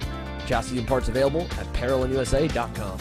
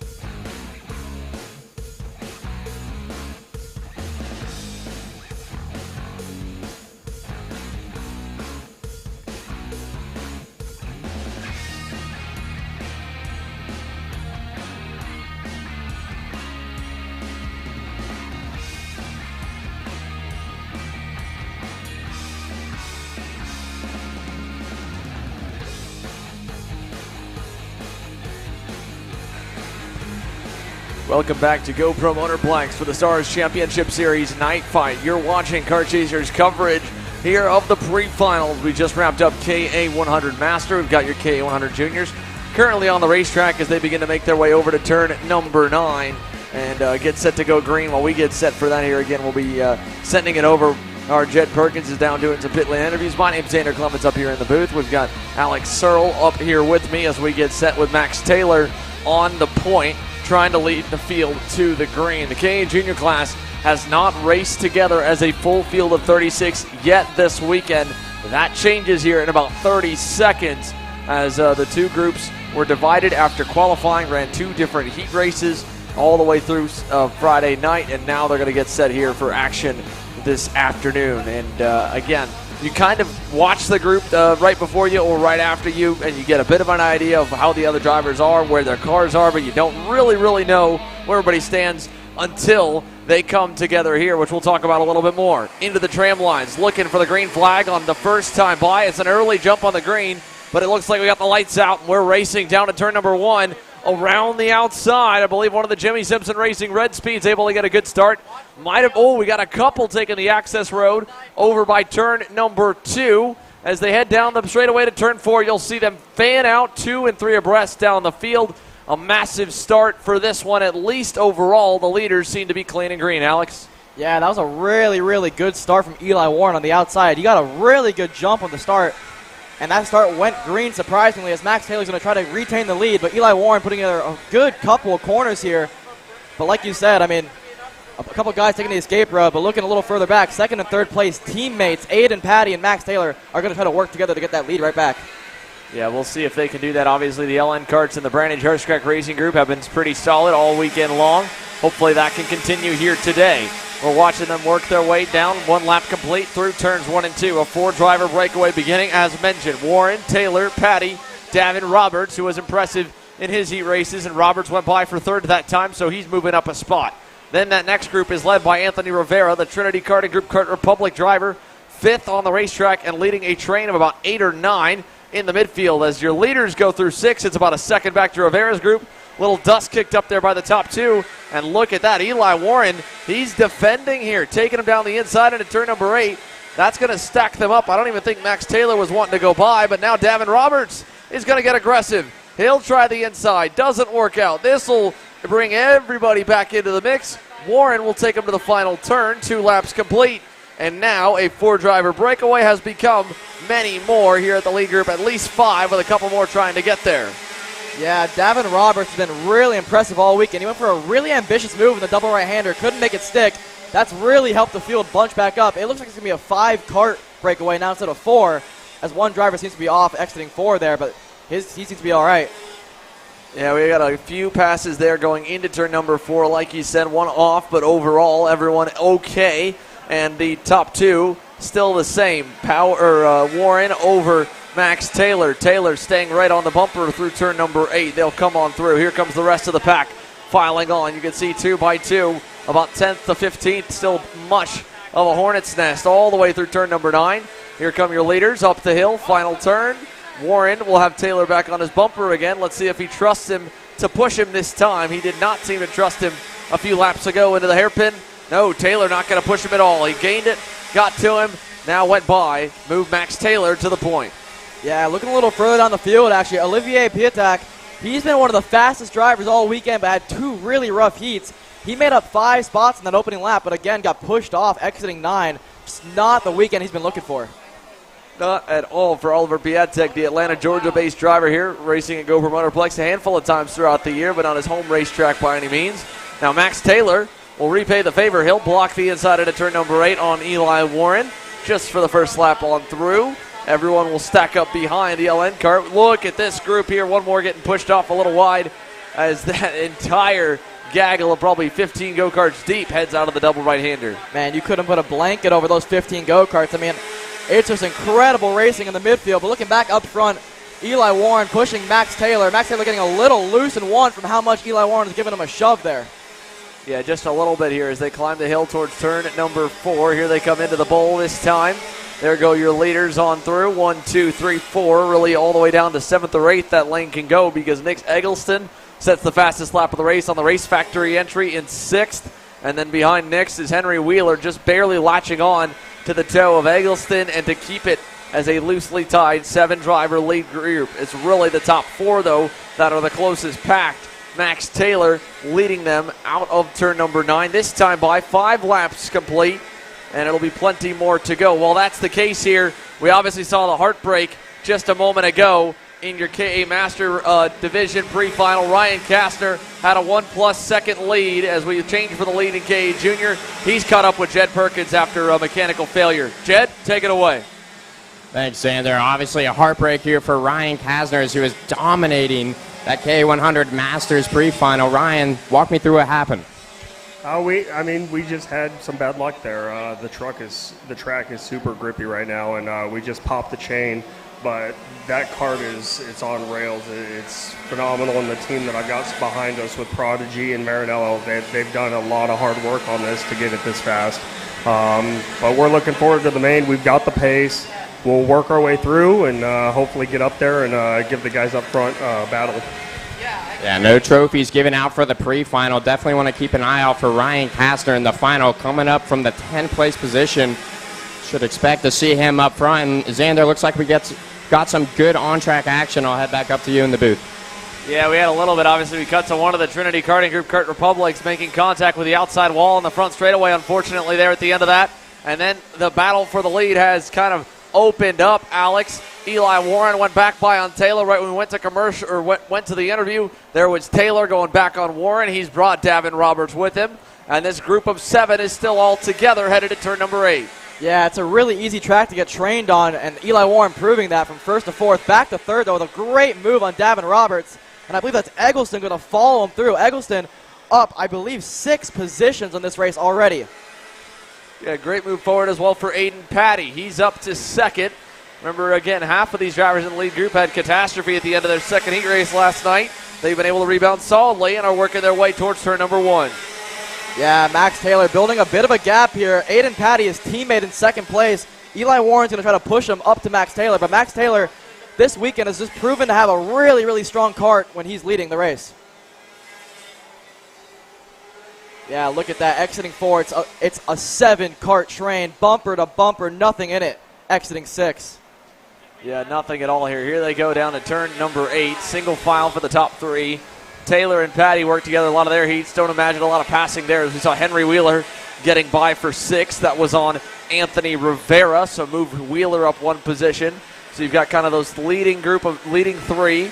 Then you have Eggleston and Davin Roberts. They're 4th and 5th. Then you have a little gap to Wheeler and Rivera. And then it's a couple seconds back to George Pagali, Mason Walters, and Austin Olds in your top 10. Eli Warren that time by. Fastest driver on the racetrack here. 5 minutes to go, plus 2 laps, 7 minutes in. I'd imagine we're right about halfway as we see Davin Roberts. Oh, little move there, little double move by Nick Eggleston. He's got to be careful what the officials say on the back straightaway as he went down and then went down again to try and make sure that Roberts did not get underneath of him going into the bowl. Yeah, I think he was playing with a fine line there at the rules, but look at the 2 teammates hooking up together. Let's see if they can try to pull away from Warren, but like you said, Warren, fastest guy on the racetrack last time by, proving that 2 is faster than 1 here. Yeah, 2 definitely faster than 1. 3 faster, it seems, a little bit than the other 2 pairs that we've got. Although Aiden Patty has put a little bit of a gap now back to Eli Warren. They'll come down the front straightaway this time by and see now 7 minutes, 45 seconds a lap so far. 4 minutes to go, plus 2 laps. Still time for everyone to kind of shuffle around. As Rivera, he's starting to lose some touch with the leaders. Last time by, 2/10 off the pace. Here comes a challenge for the lead, though. That'll help him. Aiden Patty completes the move out of turn number 4. He gets by on Taylor. Warren tried to follow, couldn't do it. So Aiden Patty, for the first time in the pre-final, is your leader through turn 7. Yeah, Aiden Patty, just like last night in the night fight race in Heat 2, he just sat there in second place for a long time. His kart just gets better and better as the race goes on, and proving that here as he takes the lead off his teammate Max Taylor. A little bit of side-by-side action from Eggleston on the outside of Eli Warren. He tucks back in line. They both lose a little bit of time to the leaders as Taylor gets to work on being the pusher for Aiden Patty. Another lap complete. This time by 10 in the books for the pre-final.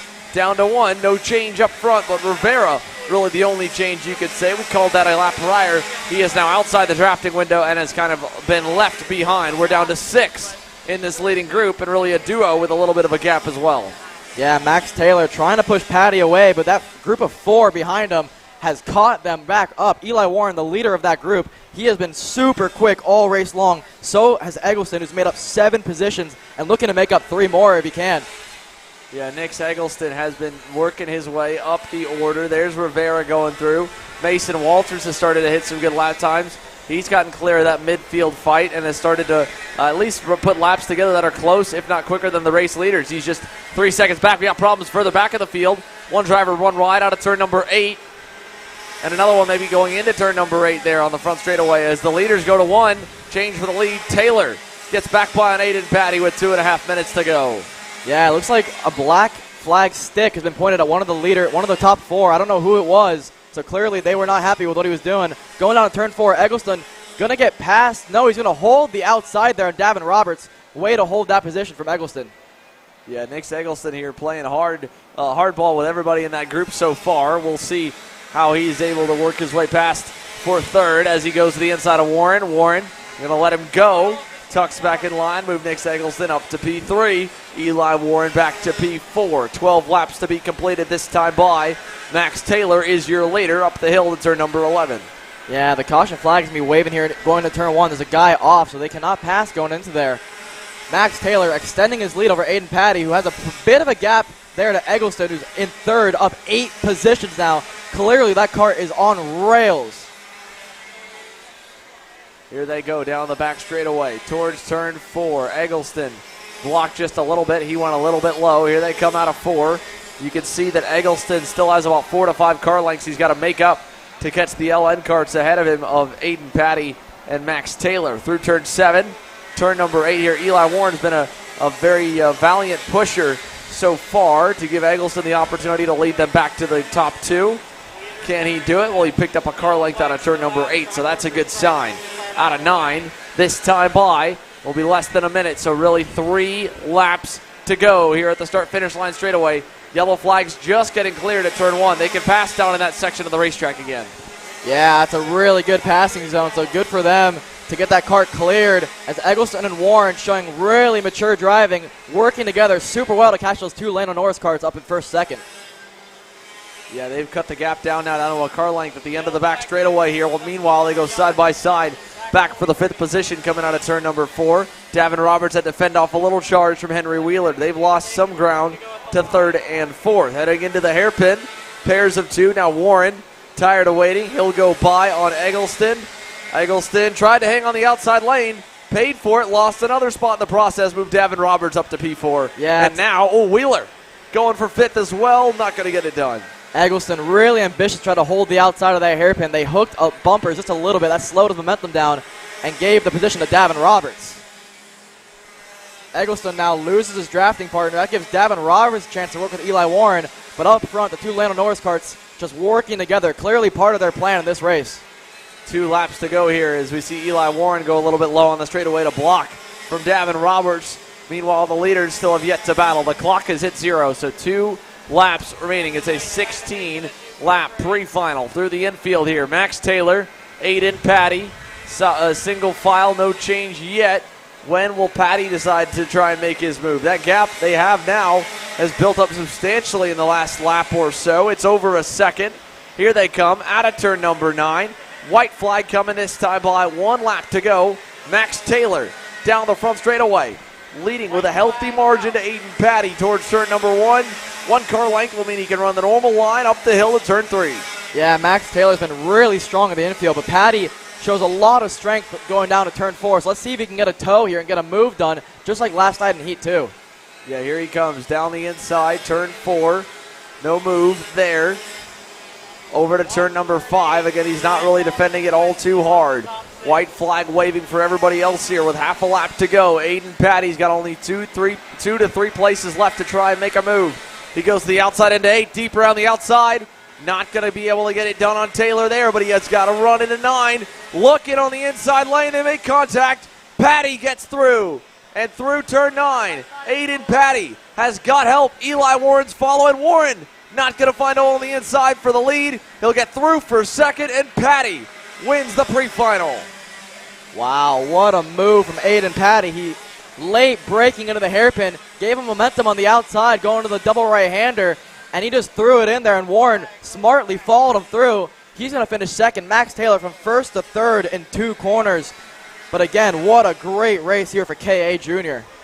Yeah, fantastic run here for K.A. Jr. and a nice little last lap move by Aiden Patty. We've got, again, more racing coming your way. The K.A. Juniors combined, which means also the K.A. Seniors are combined. But the K.A. Seniors, again, they were slated to run a little bit differently on the lineup since they have to run a pre-final B and a pre-final A to determine their main event starting order. Again, we take you back on through. Aiden Patty is your winner here in this pre-final over Eli Warren, Max Taylor, Nick Eggleston, and Henry Wheeler, the top 5. You go down to Davin Roberts. He crossed the line 6, got passed late. Walter 7th. Austin Olds at the end gets by Rivera for 8th, Rivera 9th, and Oliver Piatek. Like you said, up and down day here for Oliver Piatek. At least he gets through to end in the 10th spot. Now, the Micros will be next up. Then it'll be time for the Rock and KZ Shifter Masters. Then your KA Stars pre-finals B and A. And then the Pro and Rock Stars division of course, is the headline class. They roll out last. We'll have a short dinner break after them, and then at 7 p.m. sharp, the main events will get underway here. 15 minutes plus 2 laps for the mains to run all the way to 10 p.m. here tonight. The checkered flag out. The track needs to be cleared from some damaged go-karts. We'll take another commercial break and come back with more action here live from Mooresville, North Carolina. You're watching the Stars Championship Series Night Fight on Kart Chaser. Odenthal Racing Products, your #1 producer in engine mounts since 1992, along with our leading-edge designs and product development, such as the Odenthal Racing Products Easy GP camera mount, which comes in 4 different styles and can be used on any karting platform. To see our products online, go to odenthalracing.com.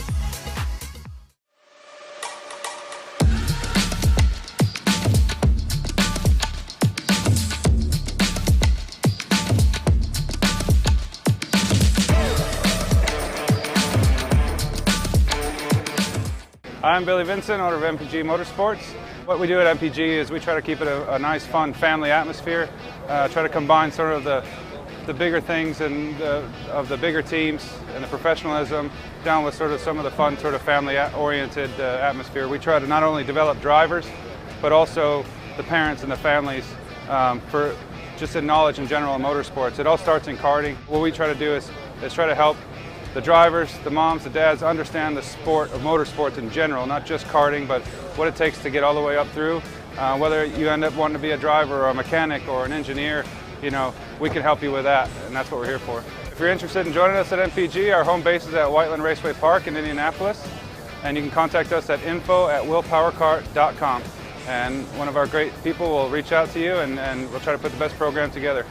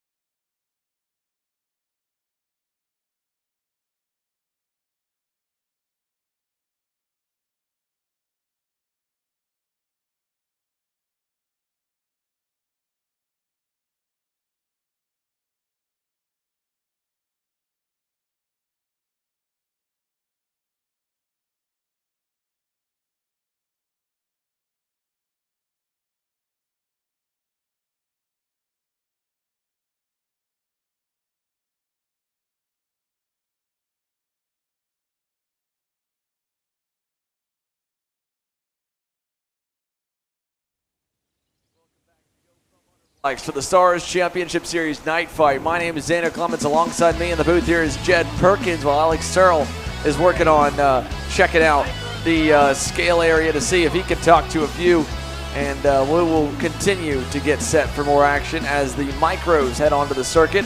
Marco Salmon and Bowen Green will make up row number 1 with Cameron Marsh and Holden Harder on row number 2.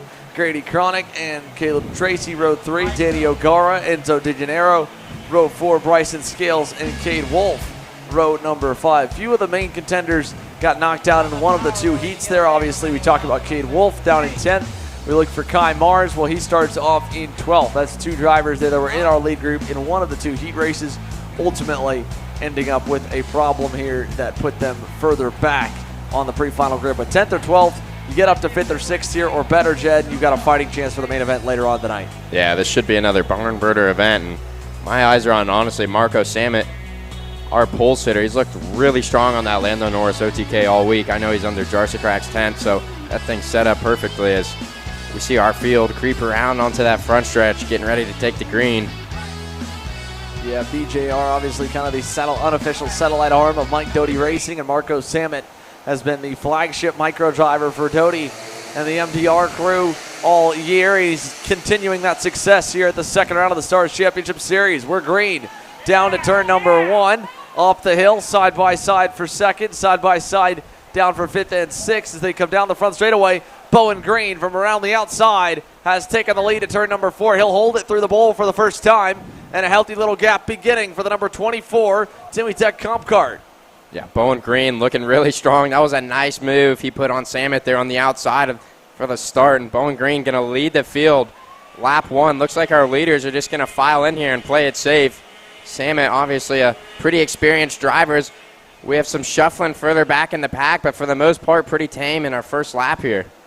Yeah, here comes Bowen Green out of the final turn. A little look over the shoulder, 1 car length back, taking up the hill towards turn number 11. And then he'll work his way down the front straightaway. Now we will, while we'll stay green here with the micros, let's send it on down to Alexander Searle. He's caught up with some of our KA juniors. Alex? Yeah. Thank you, Xander. I'm here with Eli Warren. Eli, you had a really good start early. You got the first pretty fast and then fell back to 4th, ultimately finishing 2nd with the last lap pass there. Talk to me about that race. I had a really good start, but apparently I got penalized, so that sets me back a tiny bit. But we had good pace. We led for a tiny bit, then fell back, then worked up. So hopefully we can do that again in the final. Yeah, it seems to me that you had a really, really strong kart. What's your expectations for tonight in the final under the lights? I'm hoping we can continue some of the speed that we had in Heat 2 last night because we had a really good first few laps. So if I'm going to be working from farther back because of the penalty, hopefully I can use that speed and get it back up to the front. All right, Eli Warren, everybody, your unofficial second-place finisher. Unfortunately got a penalty for a jump start. He'll be looking to make his way through the field.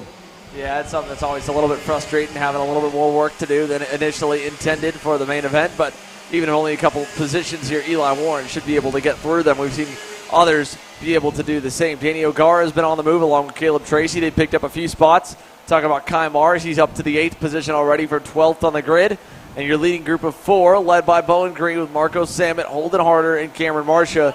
They pulled away a little bit. They're not fully out of reach. 2.5 pushing 3 seconds back from the lead group to the second pack on the racetrack here, Jed. Yeah, right now our fastest driver on track is the 4th driver in that front pack, Cameron Marcia, laying down a 54.703 last time by. So that front group's looking really solid up front. As I want to say, Samet might have just gone to the up. Nope. Still Bowen Green out front leading another lap here. And these front 4 playing it safe right now. No moves, no passes. They're just going to try and push and get away from the rest of the field, and so far so good. And next pack led by Grady Cronick. He's about 3.2 seconds behind, so not much going on in that front pack. And I want to say Holden Harder just took a shot for second and it backfired. As Bowen Green's going to get a bit of a better jump out of that last corner. And Green, purple last time by with a 54.662. So Bowen Green, that cart's slowly but surely coming in as he leads this thing. And Samet going to work on his back bumper. Those front 2 looking really dialed in. Holden Harder right there laying down fast laps too. So if things keep going the way they are now, I highly doubt anyone's going to be able to catch this front group as Samet makes a late move going into the last corner there. And Green going to send it back in on the inside, so maybe I'm wrong. These guys are starting to go at it, Xander. Yeah, I mean, you'd think it maybe is a little bit early to try and already start dicing it up. But nonetheless, here they go again. Marco Samet back on Green. Turn 4. Goes through. Green looked like he was ready to hold it on the outside, and Samet sent it so hard I think they popped a little bit in the center of the corner. And while at the same time there, they pass for third, Holden Harder, holding off Cameron Marcia. Marcia right back on the bumper into turn number 8. So both groups battling for first and for third early in this race. Not like it's really costing them a ton of time, but also it's a little bit unnecessary, just to kind of go back and forth at that point. You find a guy that just is determined to lead, Jed. Your first instinct normally, once you can put the ego in check, is all right, I'll push him for a little while. Then when I make sure there's no one else, then I'll go by him with a few to go. Yeah, that's what we're seeing right now with Marco Samet and Bowen Green. Both of them kind of filling each other out the last couple laps as we see Green stick a move and then Samet trade the same spot. So looks like for the most part, Holden Harder and Cameron Marcia playing it safe. They're like, guys, come on, let's push here. And those top two really want to lead this thing. Some aggressive driving out there, but it looks like for now they're going to file in and keep pushing here as those front four are really laying down some fast times up front, and they've laid a pretty big gap from 4th to 5th. One thing else to keep in mind, we talked about Kyle Mars making up ground along with Parker Ives and Cade Wolf. They've now gone to 5th, 6th, and 7th. Kai Mars that time by, fastest driver on the racetrack, so he's quicker than your leaders. Can he get there? He'll need a lot more battling between them, but it's early, and Kai Mars has done a great job coming through. He was deep in the pack. Again, Cade Wolf was down at 10th. He's up. Parker Ives was down. He's up. Bowen Green to the lead. Turn 1. That's exactly what those three need back in 5th, 6th, and 7th. A lot more passing like that for the top spot as they go down the backstretch. Does Samet answer? Turn 4. He'll stay in line. It's single file, trailing the number 24 of Bowen Green for now. Yeah, Holden Harder flexing his muscles for the first time there as he stuck a nose out. This front group laying down fast times. Kai Mars making his charge up. Out of the lead. Bowen Green dropped a tire at the exit of 6. He's stuck in the inside of the racetrack and spun in front of the lead group. Man, that is heartbreaking for Bowen Green. Oh, it was a great weekend in the works thus far. He'll drop all the way outside the top 10. Oh, disastrous for Bowen Green. You got to feel for him as he falls back through the field. We know he's got the pace, so maybe if he can clean those tires up and try and get a couple positions for the final here. But so far, so good for Marco Samet as he goes to the lead the last lap with Green spin. And those front three going to be neck to neck going down that backstretch. Kai Mars, though, up 8 positions. Same with Parker Ives. 2 drivers to keep an eye on as they move their way towards the front of the field, running the same times as the leaders. So if we can get some more battling up front, I would fully expect to see Parker Ives and Kai Mars make their way up there, too. Here they come through the infield again. Let's see now with Marco Samet having Bowen Green gone. Does that mean that Holden Harder is going to make some quick moves on the leader, or were they both a league above everybody else and it'll be easy for Marco Samet to cruise through to the finish? They've caught onto the bumper now. No guard in between, and with a run up the final corner, Holden Harder will start the lap number 9 right on the tail of Marco Samet. Across the line, half a car back, still not enough to get him in 1. Yeah, Holden Harder looking really good on that Magic card. That thing is dialed in as he goes purple a couple laps in a row, 54.454. So that's the fastest anyone's gone yet this pre-final. Holden Harder charging towards the front, and he's given Marco Samet a massive push going down the backstretch. Holden Harder showing some really good maturity right now as he knows there's no reason to make any passes right now. And he's going to actually kind of mess up the last corner, and Samet's going to get a bit of a lead there, but Holden Harder hard charging up front. So those front three are still a league of their own. You go back now to Kai Mars' group. They're 3.6 and 3.9 seconds back. The lap times are pretty much the same, from a 36.7 to a 54.7 to a 54.8 for the top threes group as well for Kai Mars, Parker Ives, and Cade Wolf. Wolf has even faded a little bit back from the pair, so he's now going to be outside the top 5 with no chance to get back in. There's your top 3 down the backstretch, trailing Marco Samet, and then there at the end of the frame is the duo of Kai Mars and Parker Ives headed down to turn number 4. Yeah, as we watch our front three work their way around the circuit here, and looking further down the field, another mover, Parker Stewart up four positions. Cade Wolf up 4 positions as we have a move for the lead there. There we go. Holden Harder to the lead as they go side by side for second. Marcia to the outside. Tucks back in line. Marco Samet back to P2. And Holden Harder for the first time here in the pre-final commands the field at 9 minutes complete. They'll round the final turn here. Another lap in the books, and Harder in the number 75 Magic Kart USA Checkered Motorsports entry leads to turn number 1. Yeah, Holden Harder on a rail right now. He's laying down purple lap after purple lap, as last time by he goes purple again with a 54.454. So Holden Harder really showing some speed as Samet pokes a nose down the backstretch, and he's going to slide into that first position. Yeah, Marco Samet able to get through, so he quickly answers back to Holden Harder's challenge. You want to do it? I'll do the same move 1 lap later. 2 kart lengths back from Harder. Still finds Cameron Marcia just kind of riding and biding his time there in third, with the clock ticking down ever such more. Yeah, these front three, I think they kind of just realized they're out on their own, so Samet and Harder testing the waters with each other, throwing in a pass every other lap. They definitely want to lead this thing. No pushing going on for now, as Samet has a bit of a gap coming onto the front stretch, and Marco Samet going to lead the field going on here, working towards the back half of this pre-final. And he's really coming in well. That Lando kart's on a rail through that first section of the track, and looks like Cameron Marcia is going to go to the inside of Harder there, but he backs out.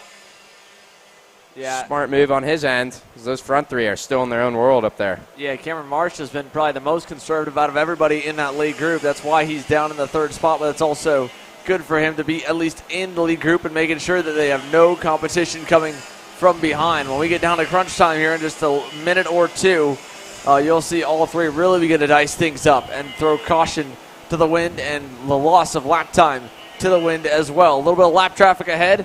That should be cleared in time. Up the hill, Marco Samet sees another charge from Harder. Inside in turn 11, he'll hang on the outside lane and hold the lead. Marco Samet still your leader. And now Cameron Marcia will clear Holden Harder into turn number 2. Yeah, Marcia going to make that move for P2 going into turn 1. He gets it, as Samet's going to have a bit of a gap between the two. I want to say that's Harder going back by him on the inside, and he does. He makes it stick. Those two battling it out, giving Marco Samet a bit of breathing room, although he's coming up on some lap traffic here. It should be interesting to see how this plays out. Oh, and Samet makes a move to the inside as that lap traffic kind of gets out of the way, and we're going to see Harder and Marcia slide underneath, so no problems there. Kai Mars absolutely flying right now, running consistent low 54s. He's about 2-3 seconds back, and he's slowly chipping away at that gap, so if they catch Samet here and do some battling, I would fully expect to see Kai Mars in the mix. Yeah, Kai Mars there could get closer if there was more time, maybe if there was any more battling, but I don't know. At 3.4 seconds, he's had a great job coming forward. The good news, like we said here, the pre-final, starting from 4th, there's a lot of time. I don't see any more lap traffic that'll play a factor into this one. I think we should be mostly clear to the finish. We're 12 minutes elapsed so far. We're down to, again, the 2-to-go signal. Final couple times on through Marco Samet and company heading through the infield. Look at the gap that Marco Samet's put on Holden Harder and Cameron Marcia. Over half a second now through turn number 8, setting the fastest lap of the session last time by, and he'll come around to put another lap in this time. Yeah, Marcia and Harder really got to work together if they want to work down Samet, who went purple last time by, and I just don't really see it happening at this point, Xander, as Samet's way out front, knocking down some fast laps, and Samet going to come by and take the 2-to-go sign. Yeah, again, outside of a random fluke failure like what we saw with the chain failing on Ryan Kastner, I don't think there's a whole lot that could really put a damper on the day here for Marco Samet as we go down to turn number 4. More traffic to work their way through. They get by it for second and for third. Holden Harder able to make up some ground, I believe, in the exchange. He's closed up some ground to Samet. Now all of a sudden, it's 2 car lengths apart, 1, 2, 3. Yeah, Holden Harder, purple back last time by, so I spoke too soon for Harder. Harder making a late charge here on Samet, and this is far from over here. They're going to take the white flag this time by as they work towards the final turn. And Samet out front gives a quick look back. Doesn't have to block yet, but looks like Harder's not too far behind here. Could have a last lap pass, and Samet going to drop down a tiny bit. Doesn't necessarily need the block, though, and Samet going to lead him through one more time here. Going on to the backstretch. Harder and Marcia slowly closing in. Not sure if they're going to be able to get there. We'll see here. Yeah, let's see here. You can see they're still down at the bottom of the screen, but at least Harder and Marcia will be there. They got to the bumper of Marco Salmon going into turn number 4, through 5, through 6. Salmon goes in a little bit quicker, uses a little extra runoff. I'd imagine the driver right behind Kyle Mars when he spun would be a little more timid in that section the rest of this race. As out of the last hairpin this time, it's a nice little kind of awkwardly block/defensive move by Marco Salmon. He's trying to hang on across Harder's the line. there. Oh. I don't think Harder's going to get him. Not enough. Marco Salmon wins the pre-final. Holden Harder second. Cameron Marcia third. Kai Mars on the final lap drops back to 5th. Parker Ives gets by for 4th. Then Steve Cade Wolf. Then down to Bowen Green.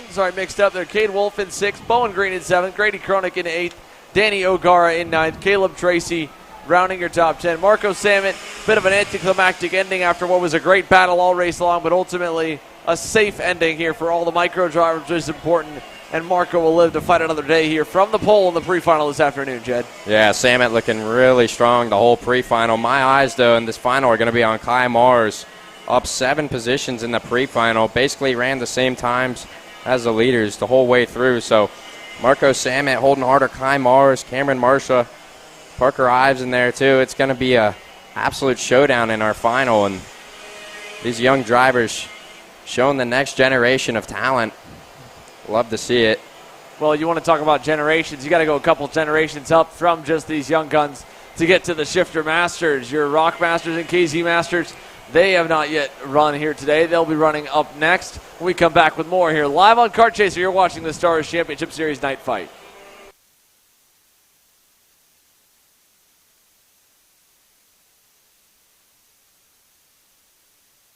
How you doing? My name is Mike Doty from Mike Doty Racing from Orange County, New York. We're about an hour north of New York City. We're a full-service kart shop that we supply IAME, Rotax, and all Rock engines. We sell OTK parts and all the tires for all the different series. We support USPKS, SCUSA, Rotax, which is the Stars and Stripes, and the Rock Winter Tour. What we do is we try to get the drivers better by data, driver coaching, and setup. We have a lot of good drivers that come through our program. We have a lot of experience. I've been doing it for almost 35 years, and we just try to translate that to all our customers. For more info about Mike Doty,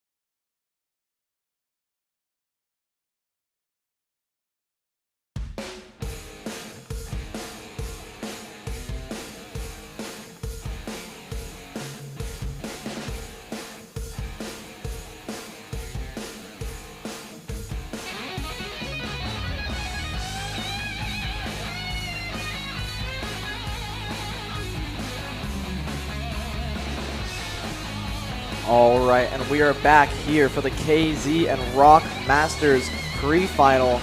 Joe Ruck looking to carry on what he's been doing all weekend long, setting down fast laps every single race, setting down monster gaps for the field. Let's see if he can continue that pace here. Yeah, hopefully he can. Obviously, he was nearly half a second clear on him in qualifying. That showed in both heat races. He's never really had an issue for pace when it comes to this division of stars, the crazy old men and women, I like to call them, in the Masters classes for the 125cc single speed and shifter. And after doing, again, being a guy that's grown up shifter racing, it was no issue, just managed to balance his body a little bit more, so he'd have to pay for it for 4 days after getting in the seat. As they work their way onto the front stretch here this time, we'll get set to go green. The field almost set for the final start before the mains here. Again, what a great run to get all the way to the pole. We've got them lined and set to go. Rock Master, KZ Master, just about half decent there. Everyone's still looking around, trying to figure out when we're going to be going green. You can hear the revs there as they all get set and situated. There is the flagman from the Stars Championship Series saying, hey, okay, we're good to go. And there it goes. Off and away, and it's almost even and a good start there.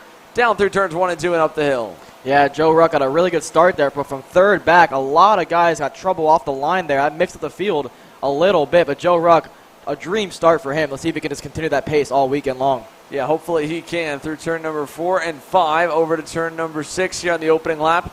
20 laps to go here, working through the first halfway lap of 20. Into turn number 4, Vincenzo Saraceno. Making that move early, jumping the gun, getting ahead.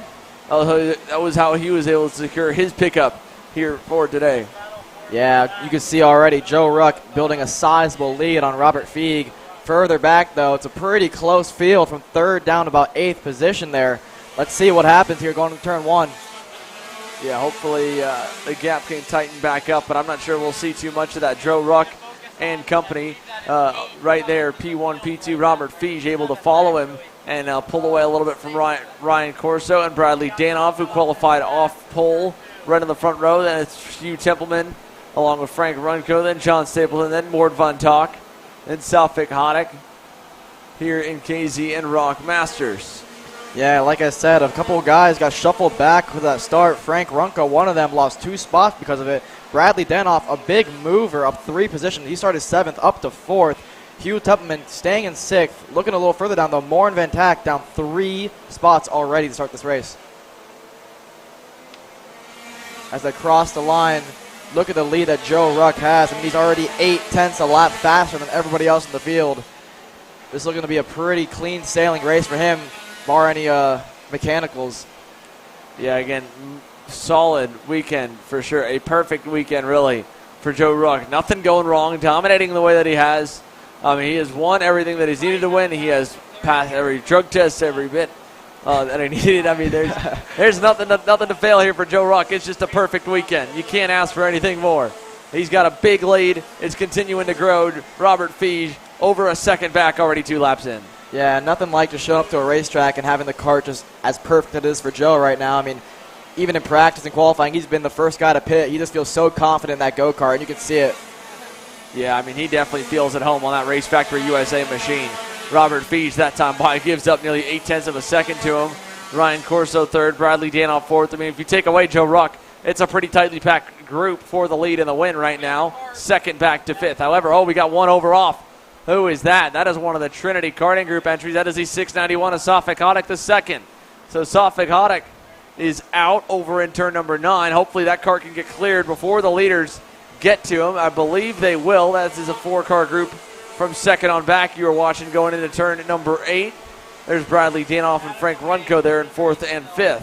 Yeah, Bradley Danoff actually, besides Joe Ruck, the fastest guy on the racetrack. He's closed that gap to Ryan Corso. He's already up 3 spots. He's trying to make it 4.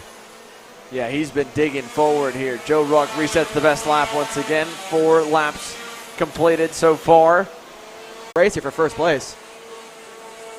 Yeah, again, he's and that's been the case for quite a bit of this year as they work their way towards turn number 9, head down, and then back up the hill to the final corner here. Out of the final turn, down the front straightaway for Joe Ruck. Where is your margin at now? Well, it's 5 laps in, and the gap up to 3.6 seconds. Headed down to turns 1 and 2. No changes through the top 5. Still going all the way on down. We've got a company, it looks like, down by the scale house area. We'll see if we can chat with them as Jed has caught up with our Marco Sammet, it appears. Jed, take it away. Thanks, Xander. I'm down here with 9-year-old Marco Sammet, fresh off the pre-final win. Marco, you want to run me through that pre-final real quick? It was crazy. I've never been a lot of challenge. Oh, my God, it was crazy. Really hot. And that was it. Yeah, anything changes later tonight when the lights go down, or are you really just going to go out and do the same thing you just did? Just going to go out, do the same thing, try, go fast, yeah. All right, Marco seemed to have that OTK Lando Norris car hooked up. Anyone you'd like to thank this weekend? I'd like to thank Mike Doty Racing, Brennan Josh Crack for coaching me, and Paulie Massimino for coaching me too. And my dad for supporting me. Amen. Some awesome talent down here. Marco Sammet, definitely one to keep an eye out for later tonight when we go into our finals. Go back to you guys up in the booth. Thank you, Jed. We'll take it on back on over here. Marco Sammet, a lot of talent, as he mentioned, and a smart drive through that pre-finals. Got him sitting pretty for main events later tonight. They kick off at 7 p.m. Eastern Standard Time, 4 p.m. Pacific. For those of you watching along online, Joe Ruck right now making it look easy here in KZ and Rockmaster. 7 laps complete. Robert Fiege, Ryan Corso, Bradley Danoff, Frank Runco, your top 5. Yeah, Joe Ruck he seems to be just driving about 7 or 8 tenths, just saving the tires, really no need to push. He knows he got the pace in that go-kart. That race factory is flying right now. But Robert Fiege and Ryan Corso matching each other's lap times. Bradley Danoff closely on Corso's tail, so it'll be a really good battle for the final spot here in 3rd position for the pre-final. Yeah, it should be good if they would tighten back up. We'll wait to see if that's going to happen as the field heads on through turn number 8. We've got 6 minutes complete. 6 minutes still to go. Looks to me that Robert Fiege actually missed a gear, actually in the hairpin. That's going to close the field right back up, so 2nd through 5th is really tight now. Yeah, all over each other. Good catch there, Alex, here. Bradley Danoff right there. Ryan Corso right there. And then again, Frank Runco is only about a half second back. Look at this challenge for the 3rd spot. Oh, Danoff was looking on Ryan Corso. Ultimately, he did not pull the trigger and go on by, and they're back up to a couple car lengths between each other. Yeah, Fiege showing how hard these shifter carts are to drive. I mean, a guy who has a lot of experience in these go-karts, but just missing a gear there, exiting the hairpin, that's going to make his race a little tougher than it should have been. Again, a little bit of confidence needed, too, on Bradley Danoff's end to stuff it down the inside. Passing in a shifter cart a little bit different than the single-speed options. Adding the front brakes, adding being able to downshift 1 extra gear if you get bogged down. You can go in a lot harder, and you have to, because the driver on the outside will go in harder knowing they can do the same thing, apply the same concepts, and be able to defend you off. So as Robert Fiege leads to the final turn, Ryan Corso has done a great job holding off Bradley Danoff. Let's see if Danoff can find a way by. He doesn't into 1, as it looked like Corso, or no, he did get by. Bradley Danoff to 3rd, Corso back to 4th. Danoff blocking down the inside, mixed them up for just a moment.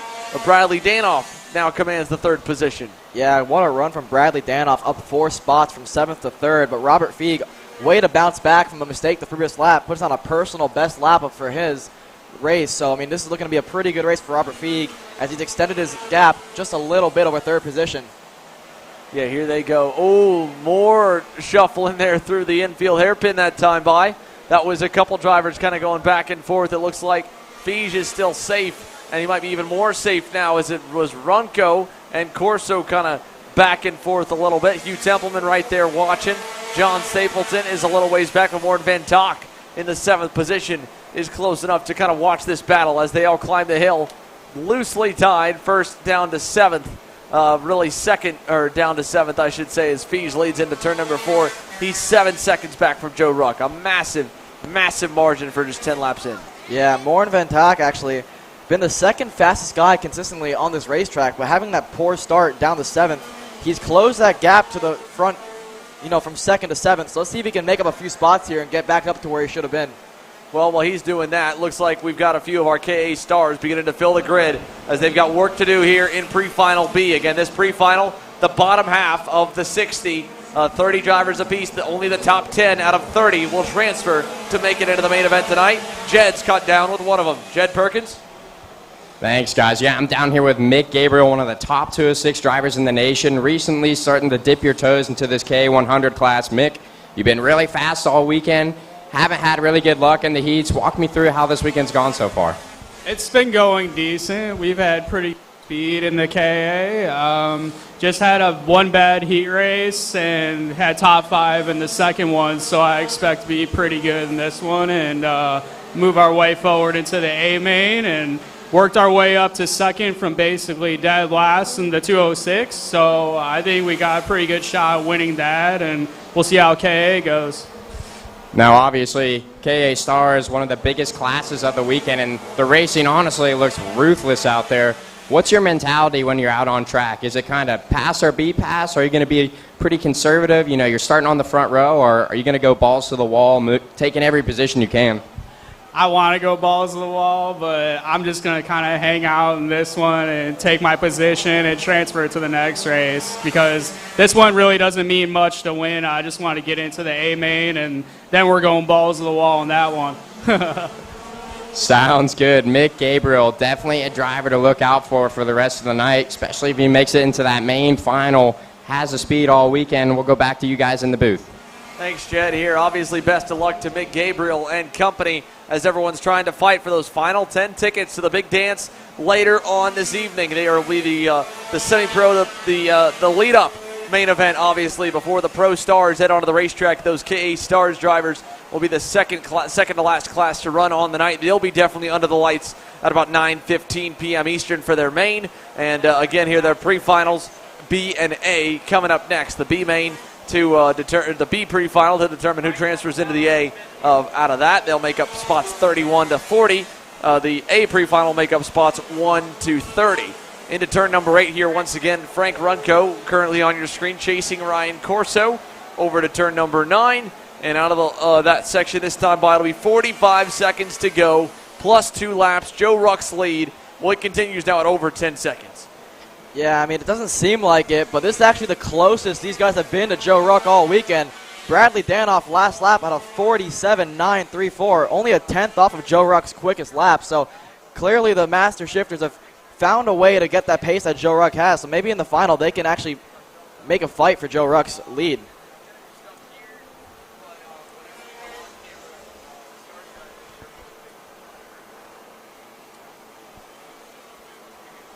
Robert Feig in second place has a pretty sizable lead over Bradley Danoff. Danoff up 4 spots, up to third. He actually closed that gap to Feig, but that last lap he made a bit of a mistake. He must have, because he lost 5 tenths to Feig. So let's see if he can close that gap back up, coming to 2 to go here.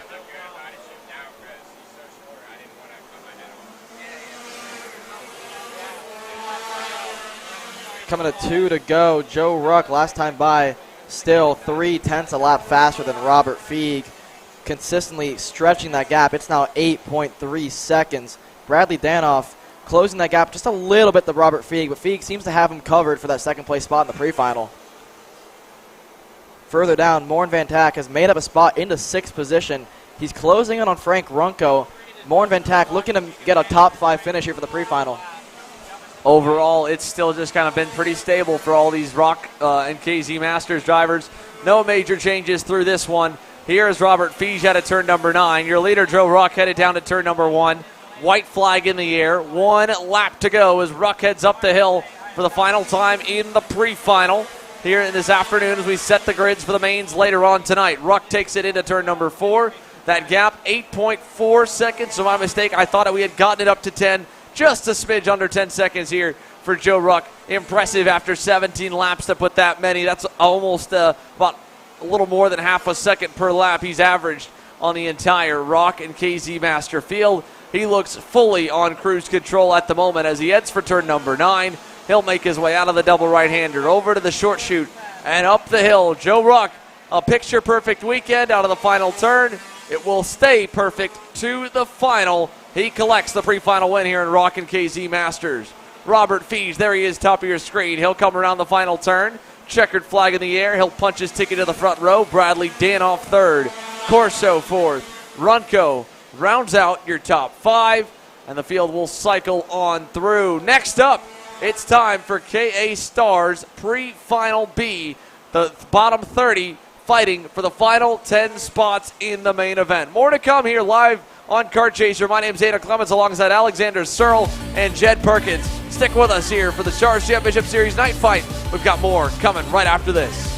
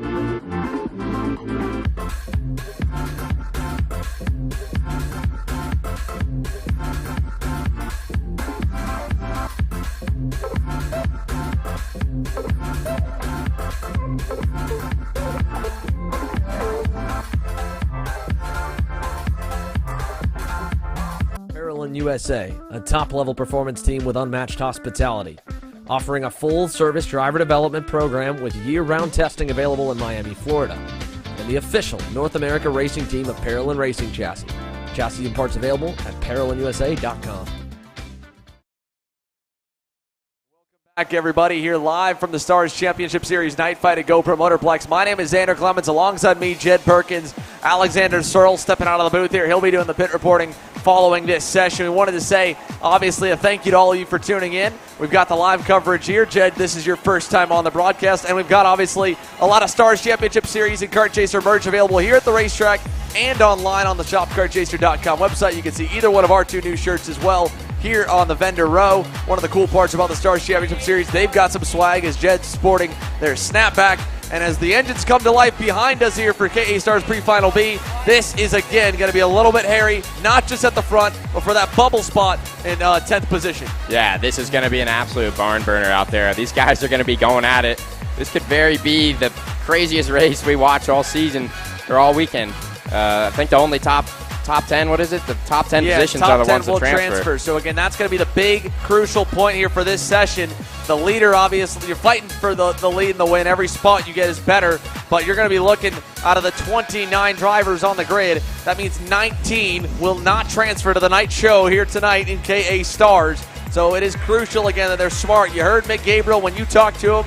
He said, yeah, I'm ready to go all out in the main event tonight. I'm going to try and be a little bit smarter, though, here in this pre-final B. He lines up on the front row alongside Brandon Adkins. They were the first 2 drivers not to automatically transfer into the main event. Then it's Jonah Hanran. We saw him last night get in with Roman Haynes while running inside the top 5. So some of these drivers, like Gabriel, like Hanran, a lot of speed, but 1 bad heat race. You want to talk about 2 bad heat races? Well, that's Dalton Haynes. He rolls off down the 15th position, was a driver who crossed the line first and unofficially won the opening heat race. Then a penalty plagued him, and now he's got to fight his way just to make it into the night show. So 30 drivers, roughly 29, I believe, on the racetrack, are lined and ready to fight for the final 10 spots. Brandon Adkins has them together. The LCQ unofficially for pre-final B for the KA Stars is underway down at turn number 1. And let's see, do we lose anyone in the first 2 corners? They're nearly 4 wide in the back. One driver a little bit slow, dropping down the order. And on the back straightaway, Brandon Adkins, Mick Gabriel, and look at them all fan out on the crowd into turn number 4. Everyone's trying to gain a position, going for those top 10 spots, and you can definitely look for second place Mick Gabriel. He told me I'm going to go for it. He definitely has a speed. I know he DNF'd one heat. Expect him to go to the lead here as our field. Massive train, and there goes Mick down on the inside, and he'll go to the lead. Brandon Atkins going to slot into second, and so far so good. The whole field through clean. Here goes Dalton Haynes, already up a number of spots. He's going to pick up a couple more out of turn number 9. Let's see where the bubble spot looks like. Mick Gabriel will lead lap 1 as there goes Jonah Hanran down the inside for second. He'll take the spot away. Looks like Haynes now has gotten his way all the way into the 8th position. So this is your bubble spot battle right now. Dalton Haynes in 8th, Aiden Hatcher 9th, Jacob Hughes, last driver in at the moment at the end of lap 1. And oh, we got a one driver way off the racetrack there. That was the EOS kart of Hunter Perry. Went through the dirt at the outside of turn number 3. He's got obviously lost a couple of positions. Has dropped behind Oscar Panozzo and Logan Mueller. He's down to 7th. Dalton Haynes, bumper, looking, inside. He'll take 7th away in turn number 8. Haynes, definitely a driver to watch throughout this heat race. And, yeah, he's definitely going to be on the move. He looked super strong yesterday in Heats 1 and Heat 2. Had some bad luck, but I fully expect him to be up at the front before this thing is over. And right now, Mick Gabriel getting worked over there as he slots back into 3rd. Brandon Adkins not letting anything go by. Oh, I'm sorry, that's not Brandon Adkins. That's Trevor Watson and Jonah Harnahan up front.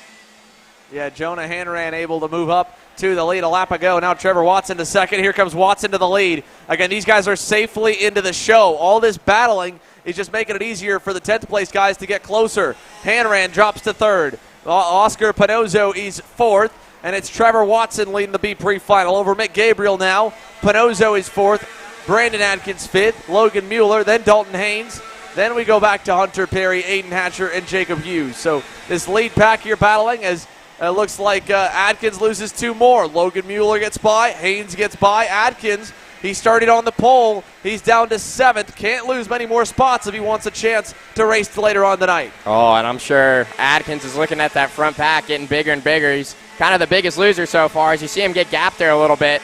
A couple more spots, and he's out of the main show as Trevor Watson going to lead us around one more time, and I would fully expect Mick Gabriel to make a move sooner or later here. Mick definitely wanting to lead this race. He's got top 5 pace out of all 65 KAs, so just have to see what Mick does here. But Dalton Haynes up into the top 5, one of your biggest movers so far, and he is absolutely rolling right now as you see Mick Gabriel go to the inside of that was Watson there getting by for the lead. Haynes also went by Logan Mueller, took over 4th, got by Oscar Panozzo as well. So Dalton Haynes, another spot higher in the top 5. Mick Gabriel back to the point in this group. Watson 2nd. Hanran loses 3rd. There goes Haynes on by him in turn 11. You saw some more drivers in the back of that group there. Brandon Adkins, his problems have him fading further back, but then he closed back up as they battled. And it's a big gap back to, I think, Vance Bowersock in the 10th position. So that 10th and final transfer spot as they fight again for 2nd. This time it was Haynes going by on Trevor Watson. We've got to watch that battle for the lead. We'll keep you tabbed up on the battle for the final transfer spot as Vance Bowersock currently holds it back in the 10th position. Look at Haynes go to the inside of Mick there. He went purple last lap, and he's going to go to the lead. Mick slots into that 2nd position. Dalton Haynes on a move right now. That card is dialed in, and we're going to go 2 wide for the 3rd position. Again, unfortunate for Dalton Haynes. I mean, he had race-winning pace. We saw that in his heat race, able to win heat number 1. And a lot of talent, obviously, in the 917. So he's worked his way through the grid from 15th to the lead. It'll still start him 31st for the main. He's going to have a lot of work to do. Probably won't get up to the lead pack without a red flag of some sort or a crazy opening lap. But he can at least easily crack the top 10. Now here is your battle at the edge of the transfer spot. Look at that. They are getting their elbows up there outside the top 10. Whoa, that was right behind John Balin. I think that was Bowersock getting the business from Nikolay Dukov or vice versa back for 11th. they've allowed John Balin to get ahead by about 0.4 of a second for that 10th and final transfer position. Yeah, those guys going at it for that transfer position. And I can tell you, I've been in the LCQ before. I guarantee you those drivers are looking ahead and counting carts right now, and they know they're in that 10th position. As Dalton Haynes and Mick Gabriel starting to show some speed as they kind of get a gap on the rest of the field here. Dalton Haynes going purple every lap, and Trevor Watson's actually going to best him on that, going to 58 as our field just gets faster and faster here. Those tires getting up the temp. Pretty tame in those top 7 right now. Here's an update back on that transfer spot. Look at this. Nikolay Dukov coming up through the grid there. He was getting on through, got by Bowersock, who's now outside looking in. This is on John Balin. We are now working down with 6.5 minutes to go. Dukov trying to put himself into the night show on the bumper, looking inside turn 8. Not close enough. So Nikolay Dukov in the Trinity Karting Group Kart Republic trying to work on the red speed of John Balin to transfer into the night show. He loses some time. The leader's still going. We got a wreck over at turn 9. A number of cars collected back outside the top 10. All of them going to see their weekends come to an early close. Yeah, 3 drivers together in the back of the field, and there's that transfer spot you're looking at right there. Bit of a gap growing. Threw in a bit of a late move there the last lap, which kind of gave those two a space between each other. Going to be interesting. See how this plays out, but so far your top 10 kind of realizing they got that gap behind them. Not much passing and action going on up there as they kind of just want to survive and get into the final here. Well, that and Dalton Haynes has really dropped the pace of that pack down to the high 50s, 51 flats. Haven't gone to the lead. Mick Gabriel's locked on behind him. He's following him happily at the moment. So, again, the lead group, you're not missing too much. They're all pretty stable. Haynes, Gabriel, Watson, Hanran, Mueller, your top 5. Then Panozzo, Hatcher, Adkins, and Hunter Perry. They are currently safely in. Perry's got about 2 seconds back to John Balin and Nikolay Dukov. This is the battle for 10th. The final transfer position fighting on your screen here in KA Stars to make it to the night show. Back up front, there is your lead group going through. No changes there. Dukov has spent the last couple laps running back up to John Balin, and he's been able to get to him. 4 minutes, 40 seconds to go, and this transfer position still under fire, and they've got no one out back, no one out front. We got one way off over at the exit of turn number 2, up the hill to 3. I think that, I'm not sure who we just lost right there, but lost the chain near the back of the grid. Yeah, that 10th and 11th spot getting battled for right now is... Oh, Dukov got by. Sorry, we went by to go check on the wreck, and Nikolay Dukov was able to get through for that transfer position. So I moved Nikolay Dukov into the night show. He gets ahead of Balin. Balin, I don't know if he was counting the carts or not. This is the final spot in, pending any penalties for the leaders. And up front, we've got a pass for third there. That was Jonah Hanran going by on Trevor Watson. There you see the gap back to Dukov and Balin. Balin's going to have to hang on to him to try and fight his way back into the main event. Yeah, Dukov and Bowerstock going at it right now. Or Balin, I'm sorry. These two drivers, they know they're right on the fringe. There's no way to know if they know they're in the 10th position or not, but right now, both going at it as Dukov looks like he's the better of the two as he starts to pull away a bit. These two guys neck and neck so far as up front, not much changes. Aiden Hatcher goes purple in 7th, and last time by, see Dalton Haynes dropping down on the race monitor. I don't know if that's a timing error or if something happened. I think he's all right. Oh, we do have problems for someone else, though. A slowing red speed that was just going on one of our cameras I think we saw coming out of turn number 8. Maybe that was a little bit further back down the order. I thought we may have seen someone losing some power. But Dalton Haynes, Mick Gabriel, they seem fine. They've got a nice and healthy lead here in the infield section. In fact, they're starting to work towards some lap traffic. So the top two safely into the show. I think then there's Jonah Hanran, then Trevor Watson. They're good. We go back Oscar Panozzo, Logan Mueller. Aiden Hatcher setting his personal best that time. He was right on Mueller's tail last lap. Went by him this lap. There they go. Then right behind him was Hunter Perry coming into view before you get to Brandon Adkins. And then Nikolay Dukov, again, currently the last man in the show. He's not far back from Brandon. Well, no, he is still about 3 seconds back, so he's got a little ways to go. But Mick Gabriel pushed it away with Dalton Haynes. He saw the pace Haynes had cutting from the field, or through the field, so he knew it was worth it to work with him. Now, here's interesting stuff. You look back at this group. Again, Nikolay Dukov in, John Balin out. but Lars Wilson and Anthony DeCesaro in 12th and 13th were both 0.2 to half a second faster than the drivers in 10th and 11th. So we thought that it may just be these two battling for the final spot in the show, as there's DeCesaro back for 12th. He's trying to go by on Lars Wilson. I don't know if he got through. That was at the edge of the frame. He did not. Oh, they just got all tripped up, it looks like. Wilson back at the 12th spot. DeCesaro back at 13th. And I don't think they've really changed all too much. If anything, I think DeCesaro may have lost a position with Joe Ryan Osborne right there. So all in all, they're still, they were making up a lot of head ground or head space. Now they lost a good bit, and they need these guys to fight again because we're down to 1:30 plus 2 laps. Here they come down the back straightaway. They could see that final transfer position up ahead, but they're just a little too far back to fight for it right now. Yeah, I was about to say Hunter Perry and Brandon Adkins got to pick up the pace here as they're kind of getting walked down a tiny bit, but I think that gap is just too large for Dukov and Balin to get there by the end of this thing. But right now, it looks to be a 2-car battle for this transfer position as Dukov, when he hits his marks, he's definitely the faster kart, but Balin's not going anywhere, and I think we're going to see some battling here. It'll be interesting to see if they battle on the last lap or with a couple laps to go. Not sure if they know they're in that transfer spot or not. They definitely know they're right on the fringe of it. Yeah, I think you'll see a lot of it there, and we're seeing a lot of love taps to the center of the corner with John Balin getting into the back of Nikolai Dukov, just kind of letting him know that he's still there. We saw a little love tap there in turn number 1. Could have been another one over in turn number 4. Going through here, now we're 30 seconds to go. Their gap back to Wilson and company, about a second and a half. So unless they really get into it, I think they both will be able to settle it amongst themselves. Up front, there's not much you're missing out on. Dalton Haynes is still leading the way. This time by, I believe, we might see 2 to go. I think they're going to get it in under the gun here. 5 seconds to go, yeah, so they're going to get 3 to go at the line. That's good news for the group back outside the top 10 as Mick Gabriel goes purple.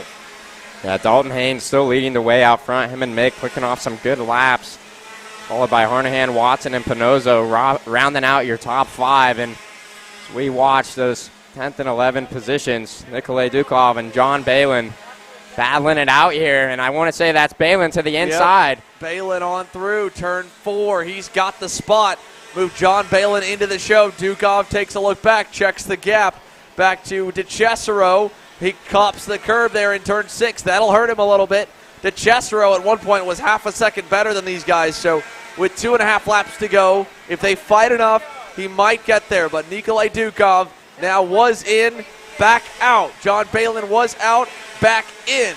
2 to go at the line this time by. The battle for the transfer spot rages on. Who gets the final ticket to the big dance here tonight? And again, it could go all the way down to DeCesaro in the 12th spot if they get into it too hard. For the 10th position, Dukov pushing him through 1 and 2. Yeah, right behind DeSaro is Wilson, Lars Wilson too. He's not too far behind, so depending on how these guys battle, which I would suspect to be pretty hard in these last couple laps, these guys could somehow get a Hail Mary to transfer into this final here. But right now, we focus in on John Balin and Nikolai Dukov, and these two pretty much been on their own this entire race, and right now Dukov's the one on the bubble. Yeah, and I'm surprised he didn't get him there. Maybe he's thinking he has to wait a little bit, has to push him a little before he can go by. Balin at his best lap of the race the previous lap out of 51.13. Anthony DeCesaro is closing in. He's not far out of the final turn. Dukov not on anything yet. White flag in the air. The bubble spot still fighting. Mick Gabriel and there he goes. Late send in the inside of turn 1 and put Dukov into the final temporarily as Balin's going to follow in behind, and he's going to block all the way down to the bottom of the track. He's fighting for it. Balin's going to shove him up the racetrack.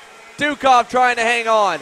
Went way wide there. Here comes DeCesaro. A 3-driver fight for the final spot in the big show tonight. Balin's falling back. Does DeCesaro stuff him in 8? There goes Dukov to the bottom. Balin to the high side. DeCesaro with a crossover move. Oh, they're 3 wide for the transfer spot. DeCesaro's got it into 9.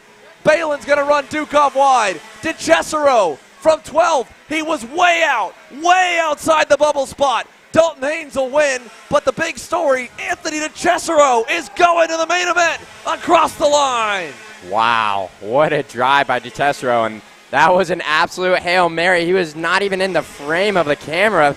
about 3 laps to go, and some late race battling brought him back in.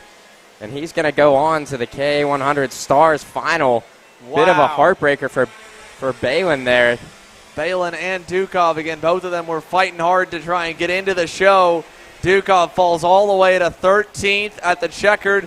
Lars Wilson gets by. We go through. There wasn't much to follow at the front of the field. Dalton Haynes, your winner. Mick Gabriel just pushed him through to the end. Jonah Hanran transfers. Trevor Watson, 4th. Aiden Hatcher, Oscar Panozo, Logan Mueller, Hunter Perry, Brandon Atkins, and Anthony DeCesaro. The final spot to go into the KA Stars main event. Now that sets the grid for spots 40 to 31.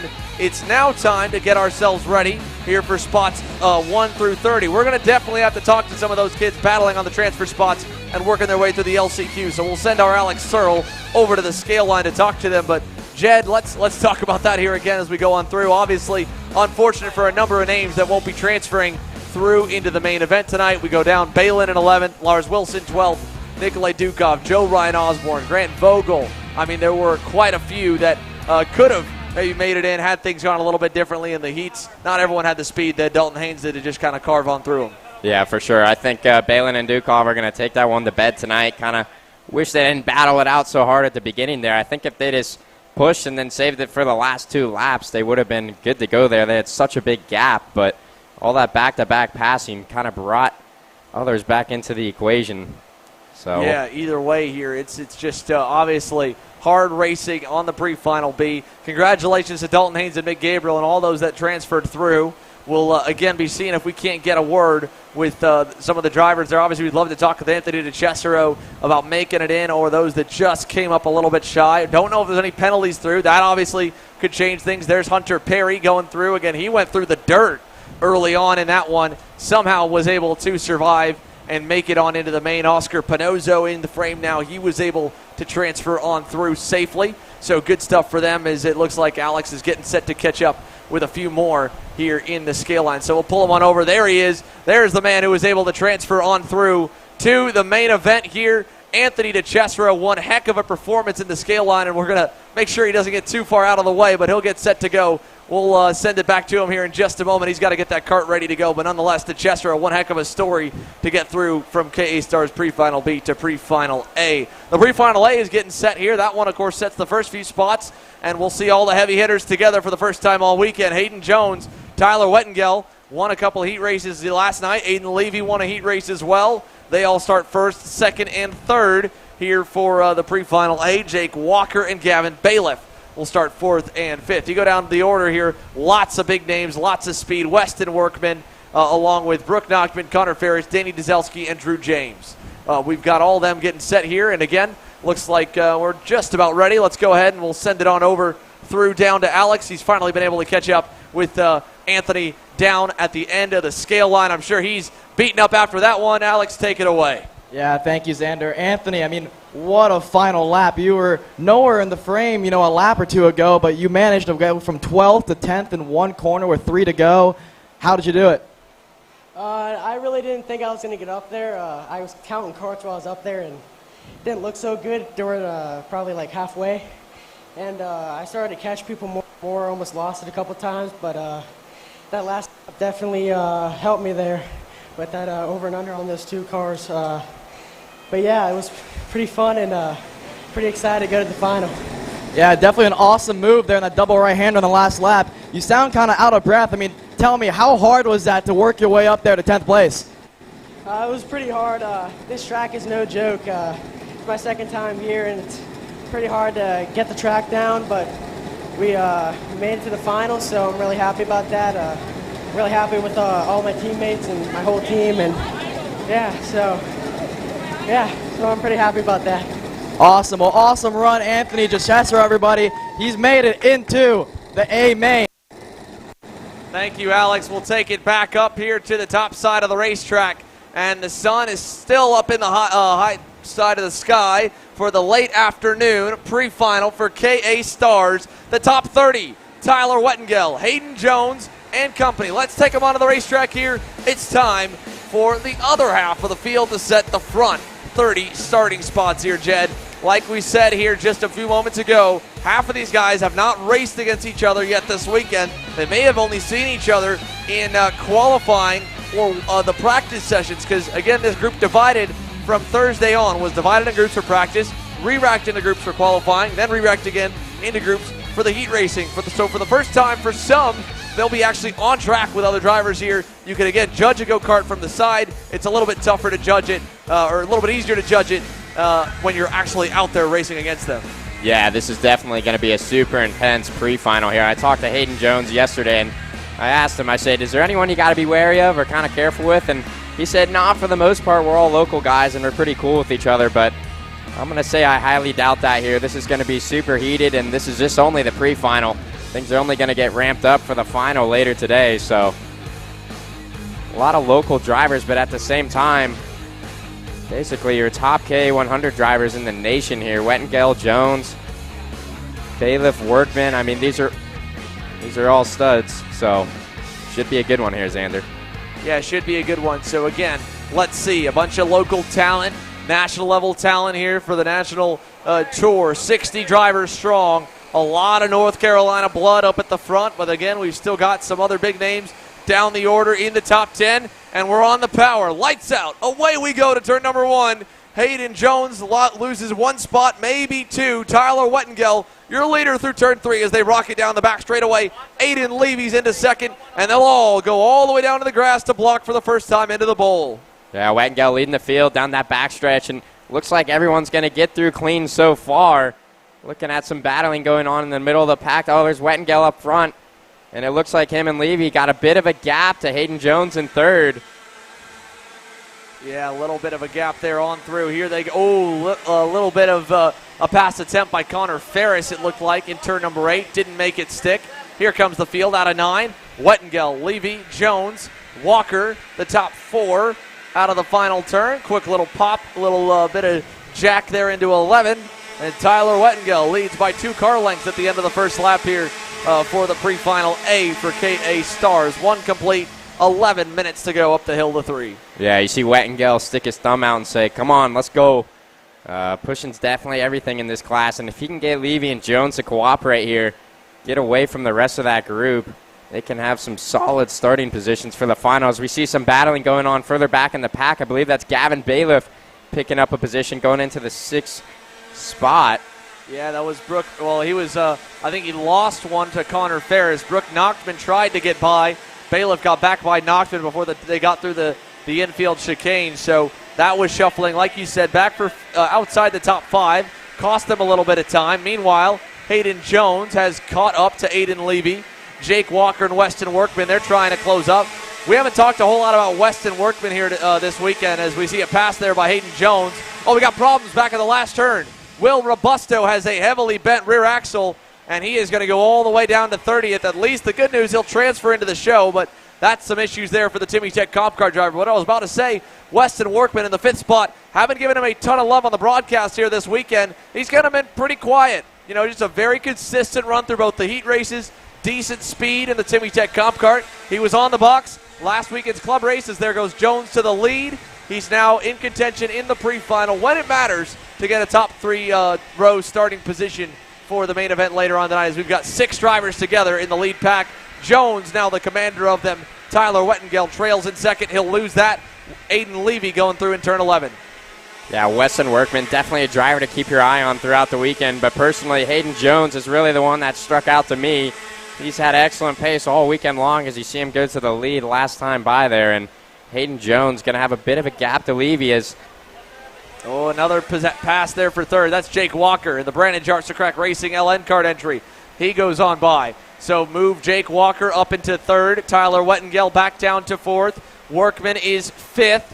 Ferris is 6th. Then Nochtman, then Gavin Bailiff, then Danny Dzelski. Brooke Nochtman and Bailiff, they're about one and a quarter seconds back from this leading group of 6. We'll see if they can work their way back forward through turn number 9. You can see there's a group of like 5 or 6. They're trailing the young lady here out of North Carolina as they go up the hill to 11. Aiden Levy starting to lose some ground. You mentioned Hayden Jones, obviously the one that stuck out the most. There's no question. He seems like he's got the most outright pace this week.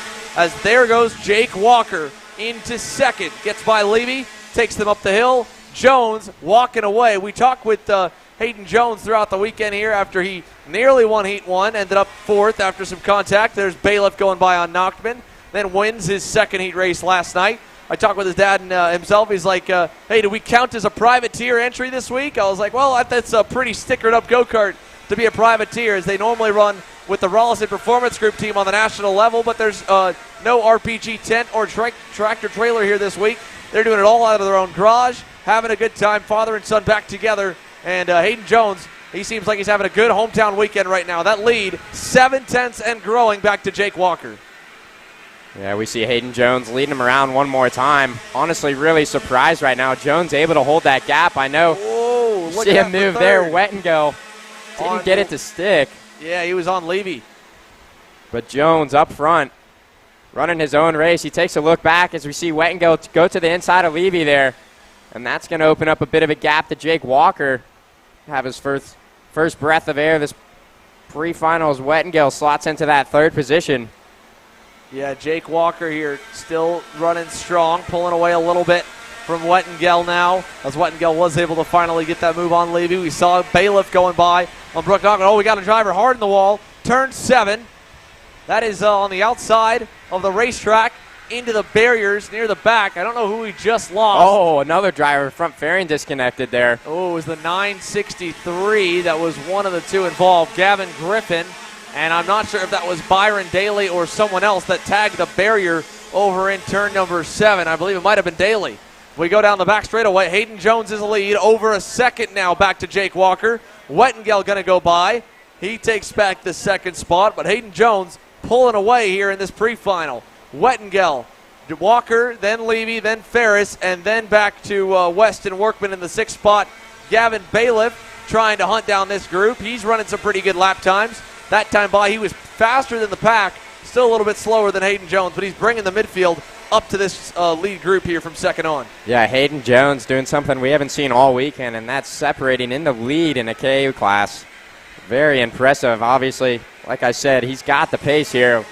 Local kid, but he does well on a national level. So you see Tyler Wettengale bring that second pack into view. And that second place go-kart, and that's going to round your top 5, that little pack there following Jones.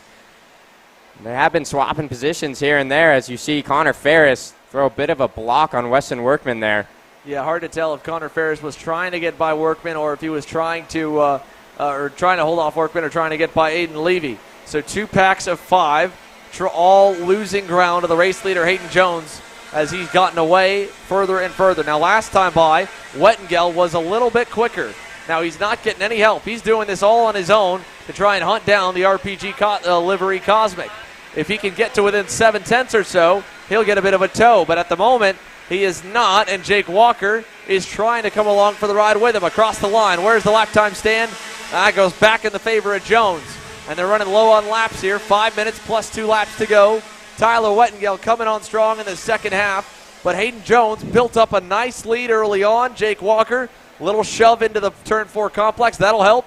Here's Bailiff going back by on Brook Nachtman once again. They've traded the 7th position multiple times here in this pre-final. Neither one seems to have enough pace to run up to the next group.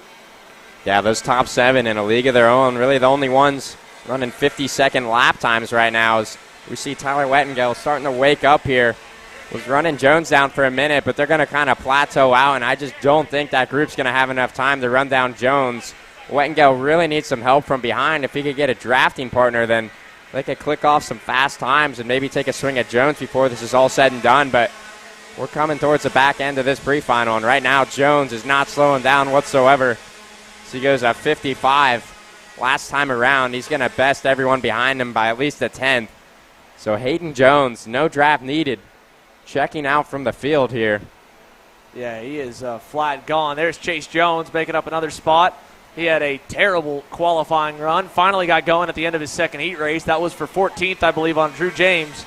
Moving up a little bit higher on the order. Jones had to start pretty far back down. The MPG Motorsports Will Power Car driver. It was a regular top 10 contender. I mean, he nearly won the main event back at Newcastle for the King of the Castle, which also featured a 60 driver grid. But not a great run to start the weekend here in Mooresville, North Carolina for Chase Jones. as he runs still outside the top 10. He's made up some ground, to be fair. Jake Walker that time, fastest on the racetrack. Unfortunately, all he did was really catch up to Tyler Wettengel because Hayden Jones was still 300ths off the pace of him. Here's Walker. Wettengel's going to let him go into 4.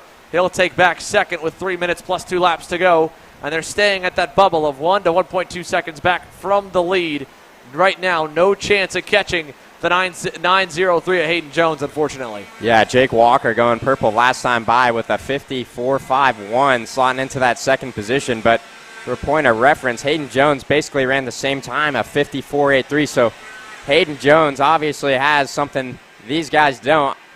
And he's way out front right now, no draft, running the same exact times, which is really impressive. I'm not seeing that in the KA class yet this weekend. You see his gap just getting bigger and bigger. Wettengel's going to throw in a late move on Walker there, and Walker kind of washes out. Ferris is going to slide in beneath him, and I think Ferris is going to play it safe and slot into that 4th position. Yeah, it looked like for a moment he was going to be able to get by. Unfortunately, Walker just kind of got tripped up, and here's a look at the field coming down the order. You can see they've spread out a little bit. Here's a look again at that that lead group. Trailing race leader Hayden Jones, Wettengel, Walker, Ferris, Workman, the top 5. Aiden Levy's faded back a little ways. He's down to 6th. You can see Gavin Bailiff starting to hunt him down just a little bit. He's picked up 2/10. Still 1.2 seconds back as Wettengel rounds turn number 9. He'll head up the hill to turn number 11 once again. And down to the start-finish line as they come out of the final corner. Tyler Wettengel. We'll see where he stacks up with 1:45 to go. Jones goes purple again. 2 purple laps in a row. Laps 11 and 12. Coming on with a late race charge. He is absolutely smoking right now with a 2-second lead. And Jones shot out of a cannon here in this pre-final as we see Wettengel and Walker going at it a little bit there. Oh, whoa! Big contact. That's Alex Murray. He got shafted and into the tire or into the plastic barriers hard. And the 961 of Alex Murray was just running down in, I believe, about midway through the field in 17th. And I don't know if that was contact with either Jack Bierman or Roman Haynes. But that was, Roman Haynes, I believe, getting into the back of the 961 of Alex Murray. And he's done. That was heavy. Yeah, Murray going to have to do some work on that Marinello. That car looked a bit torn up, but hopefully Murray's all right. Seemed to be gimping a bit coming out of the cart, but we look back up front as we see Hayden Jones in his own world up there as Wettengel, Walker, Ferris, and Workman follow behind in that second group. Really everyone else in the top 15 kind of spread out for now, but we're coming to the back half of this pre-final as I think we're going to see 2 to go this time by. Hayden Jones putting in the work. 2-second lead right now as we see that second group. Ferris all over the bumper of Walker. And you see Wettengel starting to get a bit of a gap on Walker. Wettengel, another guy, has a lot of pace. Just kind of got caught out with some bad luck in this pre-final. Really hasn't had a partner to get up there and push him. Walker really hasn't had the speed. And I would expect to see Connor Ferris try and make a move on Walker this time by here. I think Tyler Wettengel is going to look at his tire pressures, look at kind of review this session a little bit and say, you know what, we had the good pace there at the end. I mean, that last lap of 50.47, Jones at the 50.6. And speaking of a different Jones, Chase Jones getting worked over a little bit in turn number 4 there, going through this spot. That was, I believe, Drew Janes and Talon Drake trying to go back by the MPG Motorsports driver for 13th. Meanwhile, no change up front, but for Tyler Wettengel, he's able to get the same lap times that Hayden Jones is. He's about on pace with him at the end. Just a slow start. Again, faded back a couple spots. They fought, obviously, for second a little bit. Jones stretched the lead out. By the time Wettengel got going, it was a little bit too late. Double sticks in the air across the line here. And there's your group all the way through the top 5. Jake Walker, Connor Ferris, Weston Workman. You can see Aiden Levy's dropped off the pack. He's got to worry about Gavin Bailiff. And Danny Dzelski, Keegan Bosch, Brooke Knockman closed it up because that group, they're running equal times to the leaders. I mean, they're 7th to 10th, and they are the fastest pack on the racetrack right now. Yeah, this KA100 class is so competitive. Just so many guys that can be up front. Just comes down to positioning and a little bit of luck. And Tyler Wettengel going to take a look at that tire pressure at the end of this one because he's coming on strong here at the end. Actually running better than Hayden Jones, about a 10th a lap right now. He's slowly building the gap to Jake Walker in third as Hayden Jones is going to come around this time and get the white flag. Looks like Wettengel's going to secure a safe second. I doubt Jake Walker's going to catch him. I would suspect Connor Ferris to make a move here. Surprised he hasn't already as we see Jones work his way down the backstretch. Yeah, he's dominant. Look at that. There goes Walker. He'll defend from Connor Ferris and Weston Workman for third, fourth, and fifth. Hayden Levy again. He's got company coming. Gavin Bailiff is bringing the cavalry with him for sixth, so hopefully Levy can hang on, but he's got to have pressure. Let's see if Jake Walker can hang on. Turn 8, goes to the bottom side. Ferris follows. Workman goes wide. There's, Keegan Bosch. Late move there on Gavin Bailiff, and Connor Ferris now will block from Workman. Workman crosses him up. He gets by for fourth. Back up front there. Let's see, final corner. No changes in that group, and across the line, Jones collects an easy pre-final win down to turn number 1. Dominant run for Hayden Jones as the rest of the field comes by. Wettengel second, Walker third, Workman and Ferris the top 5. That was a slick move there in turn 9. Yeah, nice moves up front there, and this is going to be a wild final later. Quick note, Wettengel knocking that gap to Jones to 1.7 seconds at the end there, so Wettengel definitely has the pace. Not sure if it took a while for his cart to come in or what it was. I know he did a bit of battling in the first half of that pre-final as Hayden Jones is going to bring home a solid pre-final win. Be on the front row for our final later tonight. It's going to be an absolute showdown. Again, you can see there's your top 10 on your screen. Jones, Wettengel, along with Walker, Workman, and Ferris, the top 5. Aiden Levy, Gavin Bailiff just able to hang on. Keeps Keegan Bosch at bay, and then through the rest of the top 10, Brooke Knockman makes it. Finnegan Bailiff picks up a bunch of spots. 9 spots gained, 14 spots gained for Roman Haynes. Not sure if there'll be any penalty for that incident with Alex Murray. Otherwise, a fantastic drive up the grid from 30th to 16th for Haynes. KC's own Emery Lida there in 18th. You heard him on the microphone the last couple of weekends. And then we go down the order. Obviously, Murray drops from the mid-pack to 11th. A few other DNFs, Byron Daly, Will Robusto, Gavin Griffin, and it looks like James Overbeck, all with issues here. But the good news is with the format, the way that it works here for the Stars Championship Series night fight and for all the Stars Championship Series season, that all that they have to worry about is just making it to the A pre-final. At this point, they'll still start in the high 20s, but they will make the night show. Hayden Jones has made it into the scale line. We're going to try and see if we can't send it down to him. He's caught up with Alex Searle, and we'll talk to them as the KA Stars are fully wrapped. A dominant run for Hayden Jones. He's here with Alex. Let's take it on down to him. Alex? Yeah, thank you, Xander. Hayden Jones with me here, the winner in the KA Stars pre-final. Hayden, that seemed like a dominant performance there. Tell me, how good is this Rollison Performance Group Tony car handling right now? I mean, it's not really an RPG car right now. My dad's tuning for me, and we have BBS on it, engine, with Robbie, and they have it really well right now. I mean, you can see by the times that it's just very consistent, very fast. You know, it's on rails right now. And so I saw I fell back to third on the start. I know I had speed. I caught back up in about a lap or so, and then I just passed them, and then I knew I had clear track in front of me. Yeah, awesome. I mean, Hayden, tell me, you're starting on pole position for tonight's night fight KA Stars race. What are your expectations as the sun goes down and the lights come on for tonight? Definitely a lot of hype around it. I mean, I'm excited to race under the lights. Everyone's going to be watching. It's going to be a good race. Hoping to pull away again and just make it easy like that. Yeah, I love the confidence from Hayden Jones. Hayden Jones, everybody, you're a winner in the KA Stars pre-final. Thank you, Alex. Here we'll take it back to the racetrack, and we'll take one quick commercial break, I believe, as Jones takes them on through the scale line. Tyler Wettengel again second, and the rest of the field, they got a little bit of work to do, so we'll cycle them on through. But for KA Stars pre-final A, they are wrapped, done, and loaded. Pro Stars is all that's left up here for pre-finals. Then it'll be a short dinner break, and then main events under the lights kicking off right at 7 p.m. Eastern, 4 p.m. Pacific. Stick with us. The Shifters are about to head to the racetrack.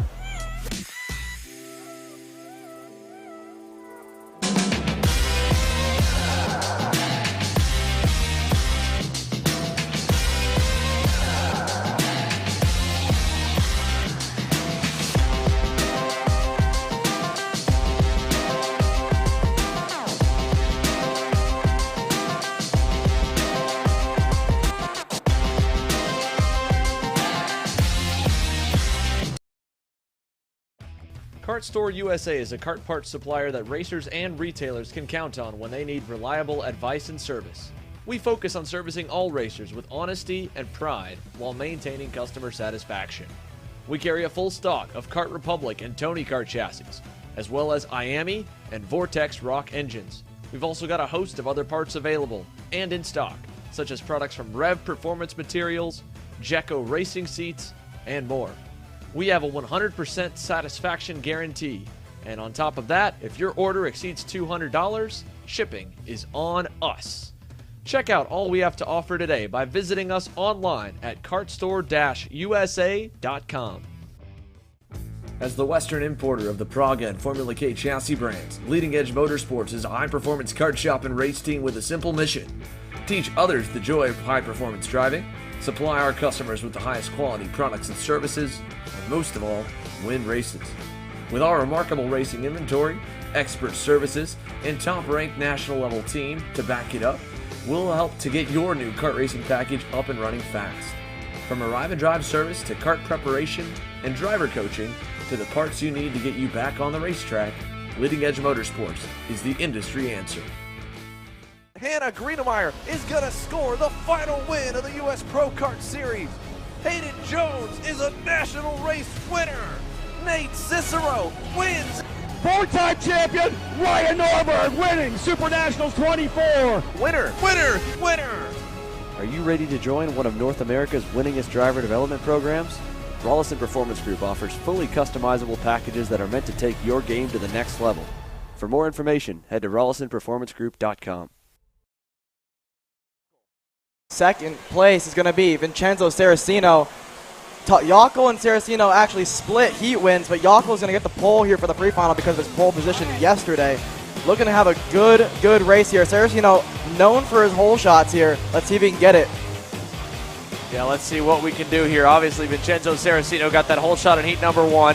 Yockel got it in heat 2. That was the deciding factor of whoever gets the jump off the green is the one that ends up with the win. So hopefully either one that gets it can pull away. Obviously, that's what they're hoping for. We'd love a good race all the way through. Saracino applied pressure. He said there's a lot of places to pass here at Go for Motorplex. Let's see if they can put them to use. Boys and girls, the lights are on for the Stars Championship Series night fight. Pro Stars, the pre-final. Lights are out and away we go. Great start for Ian Quinn from 4th. He'll jump into 3rd, and Talon Yockel gets the jump off the line. He leads them up the hill through turn number 3. Saracino on the bumper, looking for the lead. Turn 4, not going to get there. Wow, that was close, Alex. Wow, yeah, Talon Yockel put the door on him. I mean, he just shut it. Saracino went for a move, but like we said, not a lot of places to pass here in the shifter carts because you're just going too quick. Ian Quinn got an amazing start there from the outside row. I thought he was going to get him. If that straightaway was longer, he would have been in first place. Yeah, Ian Quinn had a fantastic jump there. Great hole shot for Ian Quinn, or great jump off the line for Ian Quinn, and that was the story of his opening heat race as well, with a great start. Now the other half of that story, he did not have the pace to hang up there after that, so hopefully for Ian Quinn's sake, the pace is much better here on Saturday, and he's going to be able to hold the gap and close into the rest of them. As they go up the hill towards the back straightaway, Talon Yockel's lead continues now at 3 car lengths over Vincenzo Saracino, starting to put a little bit of distance on him, so nice to see for, again, Talon Yockel, the shifter rookie, trying to go one spot better and flip the script here for him as they go down the back, through the infield and down the short chute into turn number 8. Yeah, like you said, Ian Quinn, had a good start in yesterday's first heat, but just couldn't do a lot with it. It seems like he has a bit more pace here, but he didn't get a good exit out of the hairpin there. That's going to leave him vulnerable to Calvin Ming. Hopefully Ian Quinn can get that cart sorted, because I know I talked to him earlier, and he said he's still fighting the setup a little bit. Let's see if they can get it fixed. Yeah, let's see here as they go through the final turn. Passing further back down the field here. The top 2 starting to get away. Quinn giving up some ground. Calvin Ming was quicker than him by 2/10 that time by. Talon Yockel put a 10th up on Vincenzo Saracino. And there they go, turn 4. So we may see Ming start to go to work for 3rd. That'll be a good fight. Here's some more shuffling through. You see Blake Hunt.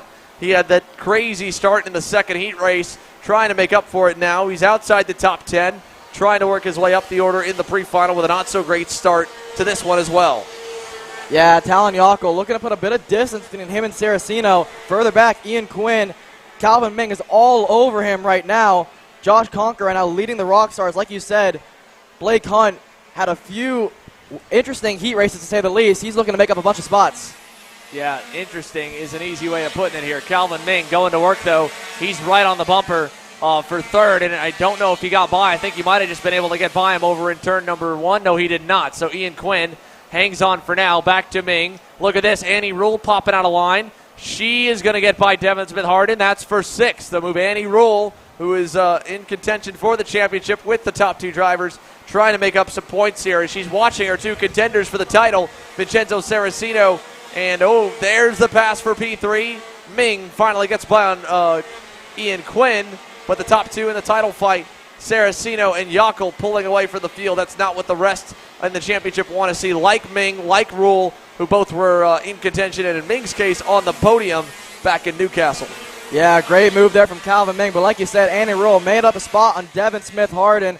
Annie Rule did the move that Saraceno tried to do on lap 1, but couldn't make it stick. Annie Rule does that, so proving that there is a lot of place to pass here at GoPro. Saraceno's got to find a way around Yockel here. Yeah, we'll see if he's going to be able to do so. Not sure if that will be possible for him nonetheless. Through the infield section, you can see it's open up to 5 to 6 car lengths right now for Talon Yockel. Back to Vincenzo Saraceno. Calvin Ming and Ian Quinn there again, 3rd and 4th, headed over to turn number 9. Yeah, Ian Quinn already starting to fall back from Calvin Ming here a little bit. Josh Conker's going to be on his bumper any minute now, and Annie Rule seems to be a hard charger here. She might be able to make a few spots here as she's got up to the 3rd place group. Yeah, she has definitely made up some here, so here they go down through turn number 1 and 2. Again, this is early on in this Pro Stars pre-final. Talon Yockel, Vincenzo Saraceno. Saraceno that time by 1/10 better. So he's starting to come into his own a little bit as we approach the halfway mark. We're still relatively early in the session. Blake Hunt has cracked the top 10 now. He's gotten up to Brian Boley and Adam Brickley, so moving him up the order a little ways. But into turn 8, this is your leading duo here. Talon Yockel, Vincenzo Saraceno. They've been the class of the field this weekend. Yockel aboard the Magic cart. Saraceno, I believe, on a Magic as well on his own VTM Racing Engines kind of privateer pseudo campaign through turn 11. Then it's Ming, another Magic Kart Factory entry. Then Ian Quinn on the Ohio Kart Parts Bureau Art. And through turns 1 and 2, Saraceno again, 1/10.5 better than Yockel. He's closing the gap up. He said there was a lot of places to get by. Are there a lot of places to go into 4? He's a car length away, maybe a little bit closer, and he can start to show us.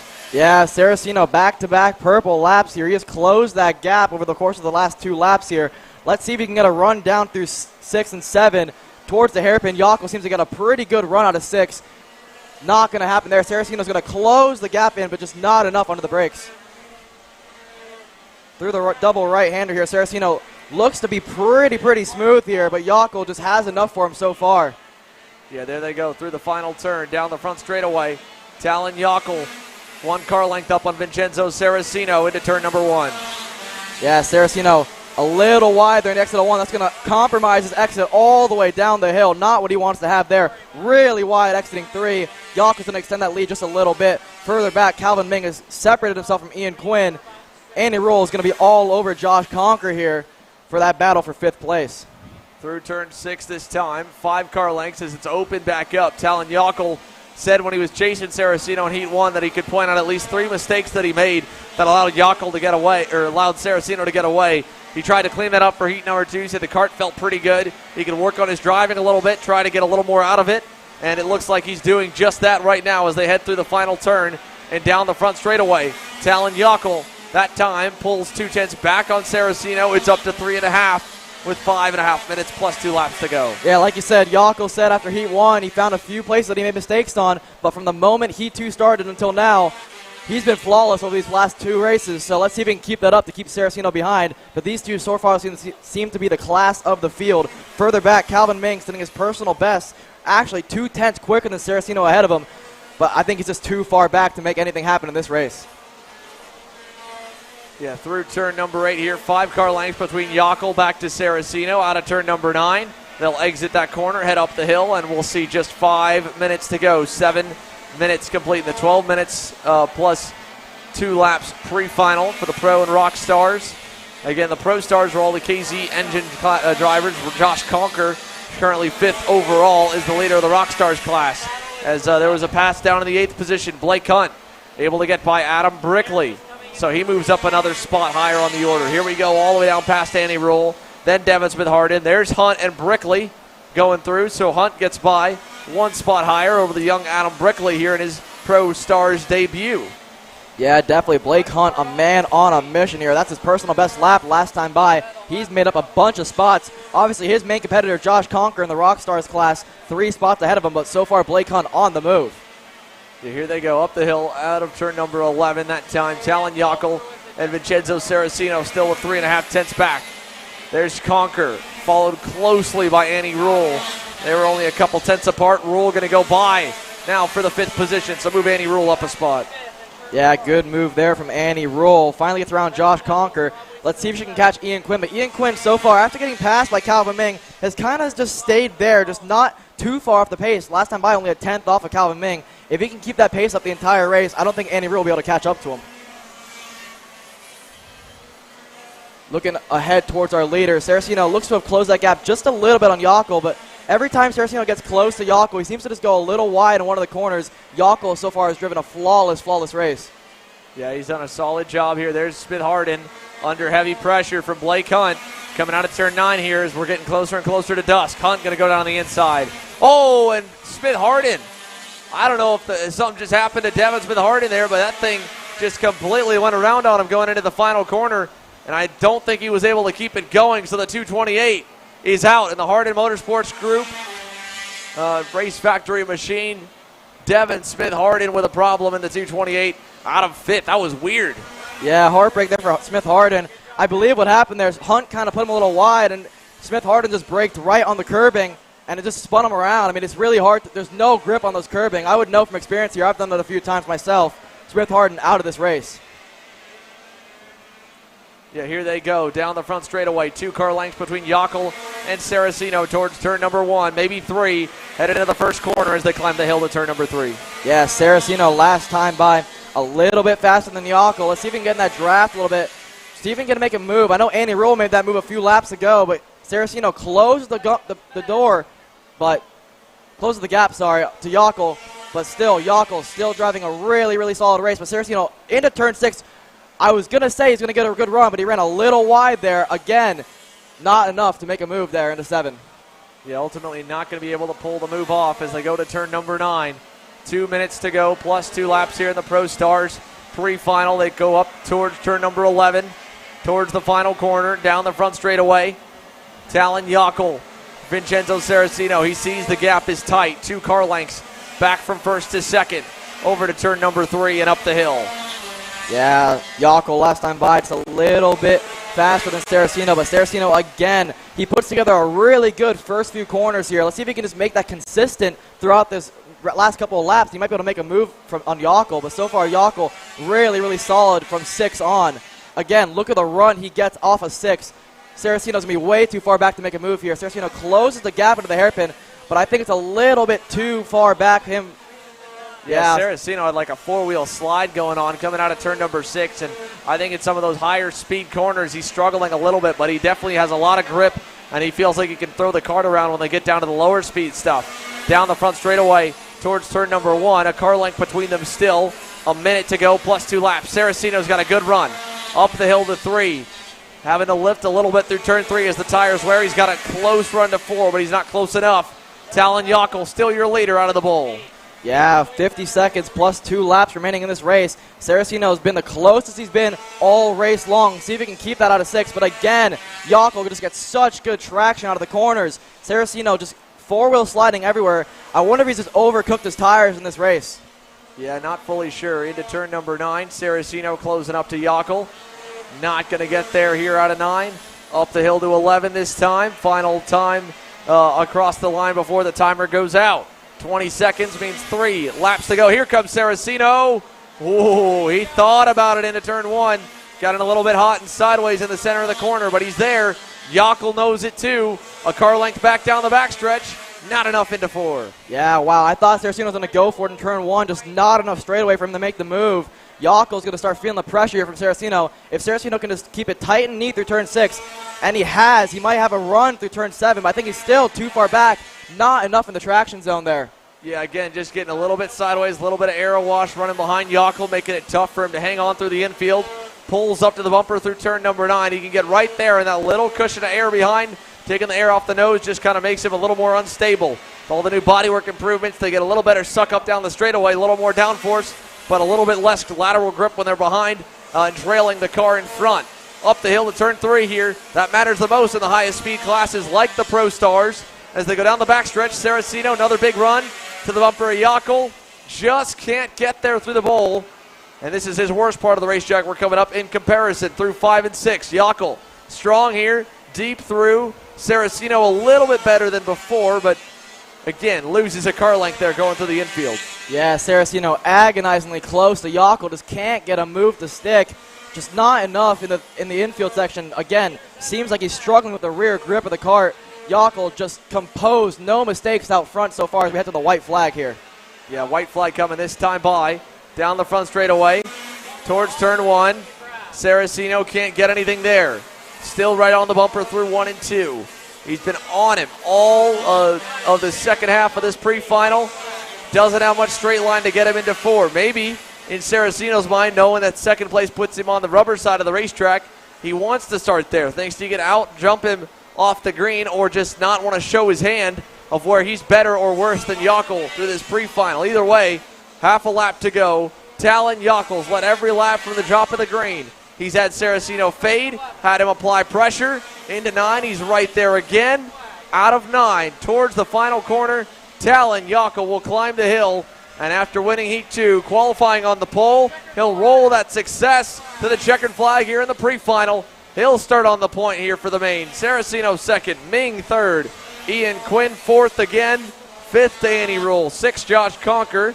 Then there's that group Blake Hunt was fighting through, Adam Brickley seventh, Hunt eighth, Brian Boley ninth, and Zach Frank crosses the line to round off the top 10. We'll talk to some here when we get a moment, but for now it's time for the dinner break here from GoPro Motorplex. We'll give our crew and the Stars crew a quick minute to get something to eat. We come back, main events beginning right around 7 p.m. Eastern, 4 p.m. Pacific.